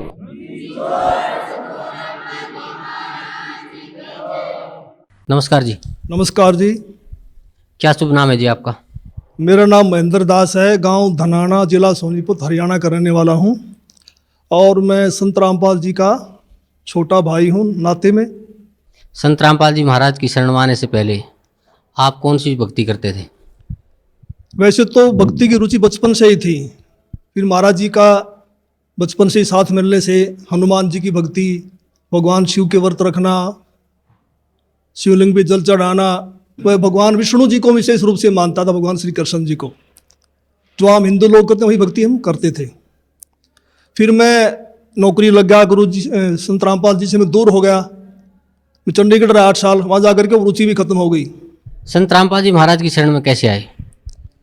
फिर मैं 1991 में मैं चंडीगढ़ से रोहतक आ गया और एसपी रोहतक का मैं ड्राइवर लग गया। मेरी पुलिस डिपार्टमेंट में नौकरी थी। और महाराज जी पहले सिरसा वगैरह में पोस्टेड थे, जूनियर इंजीनियर की। और गुरुजी फिर रोहतक में पोस्टेड हो गए। गुरुजी। और फिर मिलना जुलना शुरू हो गया। और गुरुजी लंच टाइम में मेरे पास रोजाना आते थे, लगभग 4 महीने लगातार आए और सत्संग की, भक्ति की बातें बताने लगे कि भक्ति करनी चाहिए, भक्ति से दुख दूर होते हैं, सुख मिलता है, मोक्ष मिलता है। लेकिन मेरी रुचि विशेष नहीं थी और मैं महाराज जी को मना भी नहीं कर सकता था, मेरे पास क्यों आए, क्यों बड़े भाई साहब थे। तो मैं अंदर से दुखी बहुत था कि रात को ड्यूटी करते हैं, दिन में ये आगे बैठ जाते हैं। लेकिन एक दिन मैंने कह ही दिया कि भक्ति में कुछ नहीं रखा, काम करो और बच्चों का पालन पोषण करो, इससे बड़ी कोई भक्ति नहीं है। फिर गुरु जी ने धीरे धीरे आना बंद कर दिया। फिर मेरे जीवन में एक ऐसी घटना घटी, 1992 की बात है, कि मैं एक DIG को लेकर के मधुबन गया हुआ था, पुलिस ट्रेनिंग सेंटर के अंदर। रात को वहाँ ठहरे। मैं सुबह सोकर उठा तो मैंने देखा, मैं चारपाई पर लेटा हुआ, मेरी आंखें खुल गई। तो लेटे लेटे मैं क्या देख रहा हूं कि मेरे पैरों की तरफ उस मकान यानी कमरे में 2 खिड़कियां थी। एक खिड़की में महाराज जी कम से कम 8-10 फीट ऊपर आसमान में बैठे हैं। वो सीन मुझे आज तक याद है। काले रंग के चश्मे लगा रखे थे, लाइनिंग वाला शर्ट, काली पैंट, और ऐसे बैठे हैं जैसे पद्मासन होता है, हाथ जोड़कर। तो संत रामपाल जी की तरफ 2 पैर दिखाई दे रहे हैं, घुटने से नीचे बिल्कुल लाल रंग के, जैसे सूर्य सुबह निकलता है। तो मैं देख कर डर गया। मैंने अपनी घड़ी देखी, उस द्वार पे एक घड़ी लगी हुई थी, उसको देखा भी 7 बज गए। दूसरी खिड़की से देखा तो शहतूत का पेड़ है, चिड़िया बैठी हैं। लेकिन मैं ये सीन क्या देख रहा हूँ, कम से कम 5 मिनट मैंने सीन को देखा। तो मैं डर गया कि मैंने समझा कि भाई कहीं गुरुजी मर गए हैं, उनकी आत्मा मुझे मिलने के लिए आ रही है। और उसमें फ़ोन भी नहीं थे, मैं डीआईजी को बोल भी नहीं सकता था कि मेरा भाई मर गए हैं। तो मैं बहुत चिंतित हो गया। हम 1 बजे मधुबन से रोहतक के लिए चले, हम लोग 3 बजे वहाँ पहुँच गए। मैं गाड़ी खड़ी करके सीधा मकान पे गया, गुरुजी के मकान के ऊपर। तो जाके मैंने देखा गुरुजी ठीक ठाक मिले, मन में शांति हुई। तो गुरुजी ने पूछा भी कैसे आना हुआ आज दिन में, कैसे टाइम मिल गया। तो मैंने घटना के बारे में बताया। मैंने कहा जी मैंने तो ऐसे ऐसे एक घटना देखी सुबह सुबह, मैं डर गया कहीं आप मर ना गए हो। तो महाराज जी ने कहा कि मेरे स्वरूप में कबीर परमेश्वर आए थे और अब आपको भक्ति मिल जाएगी। तो मैंने कहा जी मैं तो ड्रिंक्स वगैरह कर लेता हूँ, वो छूटती नहीं, भक्ति कैसे करूँगा। तो गुरु जी ने कहा जा आज के बाद नहीं पिएगा। तो उनके एक शब्द से ऐसी दीवार खड़ी हो गई कि आज 1992 की बात है, आज 2013 हो गया, यानी लगभग 21 वर्ष हो गए। वो आज तक मैंने शराब को छुआ तक नहीं है। तो उसके बाद गुरुजी ने अपने गुरुजी से मुझे नाम दिलवाया, संत राम देवानंद जी महाराज से। उस समय गुरुजी को आज्ञा नहीं थी नाम की। मैं भक्ति में ज़रूर लगा क्योंकि महाराज जी बताते थे कबीर साहब पूर्ण परमात्मा हैं, इनसे सबसे ऊपर हैं। तो मैंने उनको उदाहरण दिया कि पुलिस में तो ऐसे होता है, उसमें पुलिस वाले बहुत नाजायज़ किया करते। कोई कहता मैं फलां का सिपारशी हूँ, उसको पकड़ लिया तो उसकी कुटाई कर देते थे, फ़ोन आता छोड़ देते, हमें नहीं पता जी आपका था। कहीं ऐसा ना हो कि ये निचले देव देवता हमें कूट दें और जब तो कबीर साहब ऊपर से आएँ। लेकिन मैं लगा जरूर रहा, लेकिन विशेष विश्वास नहीं था भी कबीर साहब पूर्ण परमात्मा है। तो महाराज जी ने कहा कि आप ये नाम जपते रहो, इन नाम से आपका विश्वास हो जाएगा। तो फिर 1994 में गुरु जी को आज्ञा होगी नाम की। फिर महाराज जी ने दोबारा से हमारे को नाम दिए, फिर सार नाम दिया। मैं भक्ति में लगा रहा, लेकिन कबीर साहब के बारे में मैं पूछता था कि वेदों में दिखाओ, गीता जी में दिखाओ। तो महाराज जी कहते समय आने तो सब कुछ दिखाऊंगा मैं, अब ये करते रहो। तो फिर ऐसी घटना घटी कि एक दिन मैं सोया हुआ था और मेरी आत्मा निकल के ऊपर ब्रह्मांड में चली गई, बहुत ऊंचाई पर। वहाँ विष्णु भगवान खड़े हैं श्री कृष्ण जी के रूप में। उनके सिर पर ऐसे मोर का चंदा है, मोर मुकुट है, और मेरे से कह रहे हैं कि जिस भक्ति पे आप लगे हो ये भक्ति बड़ी कठिन है, ये मार्ग बड़ा कठिन है। अगर इतना आसान होता तो सभी यहाँ से निकल जाते। और एक बात का ख्याल रखना, मेरे भक्तों को मत तोड़ना। जैसे मेरी आत्मा, मेरा सूक्ष्म शरीर मेरे शरीर में आया तो मेरी आँख खोली तो मेरा सारा शरीर पसीने से भीगा हुआ था और मैं बिल्कुल सर्दी का महीना था। मैंने कपड़े चेंज किए पसीना पोंछकर, और मैं सुबह उठ करके अपनी ड्यूटी पे आया तो महाराज जी से मुलाकात हुई। मैंने महाराज जी को बताया कि ऐसे ऐसे घटना घटी रात को। तो महाराज जी ने कहा कि आपको विश्वास नहीं हो रहा था कबीर साहब के बारे में और आप कृष्ण जी को ज़्यादा मानते थे, इसीलिए कृष्ण जी के मुख से ही आपसे कहलवा दिया गया है कि ऊपर और शक्ति है और रास्ता है। तो उस दिन के बाद मैंने पीछे मुड़ के नहीं देखा और फिर मैं सही ढंग से भक्ति करने लगा। सर, संत रामपाल जी महाराज से नाम उपदेश लेने के बाद आपको क्या क्या लाभ हुआ? पहले मैं संसारिक लाभ बताऊंगा आपको, खासकर शरीर के लिए। जब मैंने गुरु जी को गुरु धारण कर लिया और मैं भक्ति करने लगा, लगभग 1999 की बात है। उस समय मेरी आयु 41 वर्ष थी, 41 ईयर, और अब मेरी 55 साल की हो चुकी है, 55 ईयर्स ओल्ड। तो मैं रोहतक में एक रेलवे रोड का नाम है बाजार में, वहाँ एक लाला जी के पास बैठा हुआ था। वहाँ एक लड़का मेरे से मिला। वो लाला जी ने, उसका नाम फकीर चंद जी थे, उन्होंने कहा कि ट्रिपल एमए है और इन्होंने ज्योतिष शास्त्र से भी एमए किया हुआ है। तो मैंने उसको भक्ति की बातें समझानी चाहिए। तो उसने कहा जी एक बार अपना हाथ दिखा दो। तो उसने मेरे हाथ देखे दोनों। पहले दाहिना हाथ देखा, कहने लगा आपकी आयु कितनी है? मैंने कहा मैं 41 वर्ष का हो चुका हूँ। तो उसने कहा आपके भाग्य में लिखा है 40 वर्ष से लेकर 45 तक बिल्कुल बेड के ऊपर बीमार अवस्था में लेटना और आपको फला फला बीमारी लगेंगी। फिर मैंने कहा मैं तो 41 का हो चुका हूँ, मुझे तो कुछ भी नहीं है। कहने लगा 1 साल का धोखा भी हो सकता, कुछ ज़रूर होगा। तो मैं कुछ चिंतित तो हुआ, लेकिन फिर उसने मेरा बायां हाथ देखा और कहने लगा आपकी पत्नी जिंदा है? मैंने कहा वो तो जिंदा है। कहता हो ही नहीं सकता। मैंने कहा मैं सुबह घर से आया था जब तू जिंदा थी, अब मर गई हो तो मैं कुछ कह नहीं सकता। लेकिन वो तो उसने कहा भी ये कैसे असंभव हो रहा है? तो मैंने उनसे कहा भी हम पूर्ण सतगुरु की शरण में हैं, सच्चे मंत्र का जाप करते हैं। हमारे सतगुरु कहते हैं कि भी तिल घटे ना मासा बढ़े वेदना लिखे जो लेख, सच्चा सतगुरु मिटा के ऊपर मार दे मेघ। हमारे सतगुरु ऐसे कर देते हैं। तो फिर मैंने 6 महीने के बाद फिर मुझे एक ऐसा ही और ज्योतिषी मिला। मैं जैसे पुलिस लाइन में गाड़ी का वायरलेस सेट ठीक करवाने के लिए गया, उस वर्कशॉप में एक इंस्पेक्टर थे इंचार्ज, वो अपनी टेबल पर ज्योतिष शास्त्र की किताब खोल के बैठे हुए थे। मैंने उनसे वही प्रश्न किया भी इसमें क्या रखा, भक्ति करो ना सच्चे नाम की। डिस्कस हुई हमारी। उसने कहा भगत जी ऐसी बात नहीं है, ये पूर्व जन्म के लेख होते हैं, भक्ति अलग चीज़ है, ये भी सत्य होते हैं। तो उसने मेरे फिर हाथ देख लिए, मेरे जो बातें उसने बताई थी वही बातें उसी ने दोहराई। तो फिर मैंने गुरु जी से प्रार्थना की। मैंने कहा जी ऐसे ऐसे बताया दो ने। तो संत रामपाल जी कहने लगे कुछ नहीं होगा, परमात्मा लेखों को मिटा देता, भक्ति करो। तो संत रामपाल जी की दया से, इनकी सच्ची भक्ति से उस पीरियड के दौरान मेरे को जुकाम तक नहीं हुआ, बुखार तक नहीं लगा। और आज मैं 55 वर्ष का हो चुका हूँ, मेरी पत्नी भी जिंदा है आज। और मेरी जो घरवाली थी उनका नाम राजबाला है, और वो भक्ति में विशेष रुचि नहीं रखती थी, वो किसी को भी नहीं मानती थी, बस अपने काम धंधा करती थी। तो एक बार 2004 की बात है, उसकी दोनों उंगलियां सुन्न हो गई दाहिने हाथ की। वो मेरे से कहने लगी मुझे दिखा नहीं तो हाथ सूख जाएगा। को पड़ोस के कह रहे थे एक हाथ सूख गया, ऐसे ही बीमारी लग गई थी। तो मैं रोहतक में रेडियो स्टेशन के पास गुप्ता जी हैं डॉक्टर हड्डियों के, उनके पास उनको लेके गया। उन्होंने बताया कि उसकी ये गर्दन के पास नसें होती हैं, नस दब गई है। तो उन्होंने एक्सरे लिया, दवाई दे दी, 2 महीने इलाज चलता रहा, कोई फर्क नहीं पड़ा।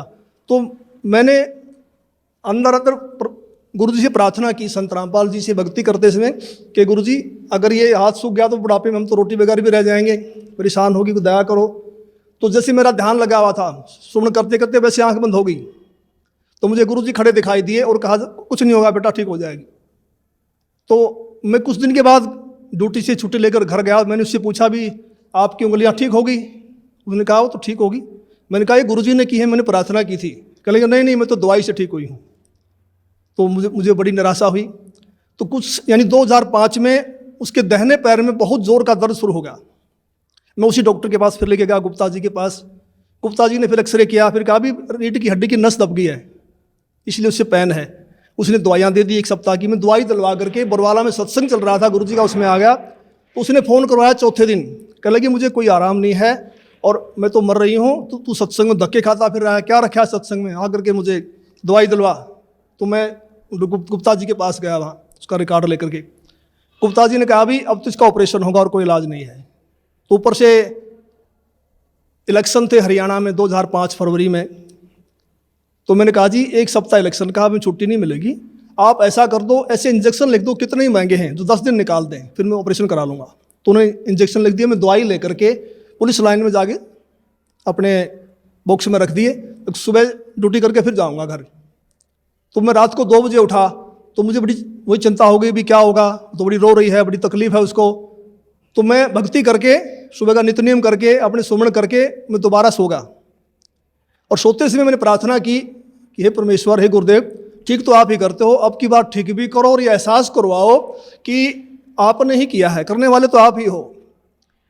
तो मैं ड्यूटी करके शाम को 5 बजे घर गया। तो वो अपने काम धंधे में लगी हुई थी। मैंने उससे पूछा भी मैं तो 1000 रुपये की इंजेक्शन ले यार, तू ठीक है तो फ़ोन कर देती, इन दवाइयों को मैं वापस कर देता। तो उसने कहा मैं तो ठीक होगी। मैं कैसे हुई? कहने लगी मैं सारी रात रोती रही, 3 बज गए, मैं दीवार के ऐसे कमर लगा के रो रही थी, तो मुझे गुरुजी दिखाई दिए, मेरी आंख बंद हुई कुछ सेकंड के लिए, तो गुरुजी ने ऐसे हाथ किया, ठीक हो जाएगी बेटी, कोई बात नहीं। कहता उसी समय मेरा रोग बिल्कुल ख़त्म हो गया। तो फिर मैंने कहा आप तो भक्ति करेगी ना? कहने लगे हाँ आप करूँगी। तो आज तक उसको दर्द दोबारा नहीं हुआ है। और अनेक गुरुजी ने हमें सुख दिए, सबसे बड़ा तो मानसिक सुख होता है, मानसिक शांति, वो हमारे को संपूर्ण रूप से मिली हुई है। एक दिन संत रामपाल जी करनाल के अंदर एक भगत के घर गए हुए थे, और सतगुरु जी ने 3.5 घंटे के लगभग सत्संग किया। जब चलने लगे तो एक औरत ने, जो काफ़ी बुजुर्ग थी, कोई 65 साल के करीब उनकी उम्र रही होगी, उन्होंने कहा कि जी मैं आपसे कुछ बात करना चाहती हूँ। तो गुरुजी ने कहा ठीक है पूछो।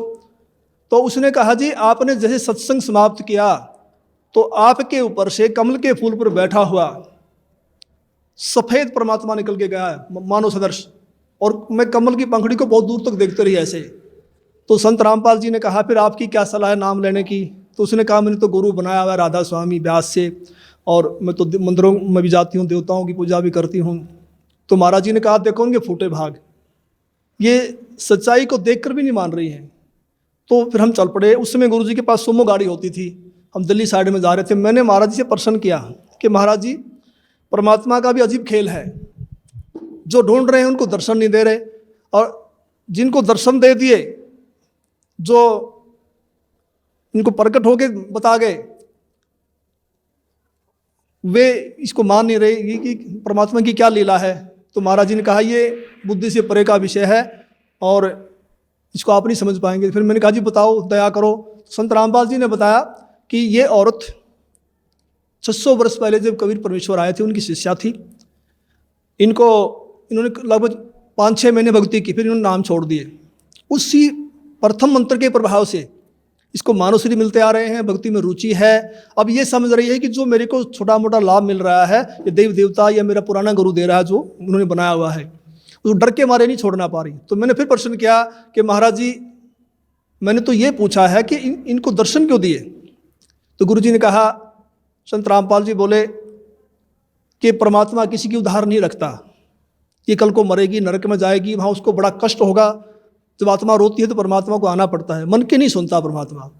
तो फिर ये आत्मा वहाँ सवाल करती है कि जी आपकी भक्ति का हमें ज्ञान नहीं था, हमने भक्ति तो बहुत की। तो वहाँ परमात्मा ये सीनरी दिखाएंगे, ये सारी फिल्म दिखाएंगे कि 3-3.5 घंटे मैंने सत्संग सुनाया, आप क्या भक्ति कर रहे हो, इसका क्या लाभ है, मेरी भक्ति क्या है, और जाते समय दर्शन दे दिए। तो परमात्मा ने अपने सिर से भार उतार दिया, पर ये आत्मा बोल नहीं पाएगी, चुप हो जाएगी।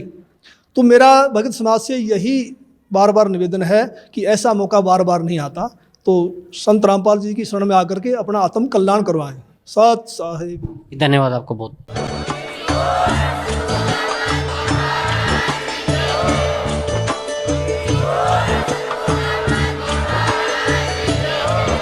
सब्सक्राइब करें लास्ट भक्ति यूट्यूब चैनल को और बेल आइकन को प्रेस करें ताकि आने वाली वीडियो की नोटिफिकेशन आपको मिलती रहे। सत साहिब।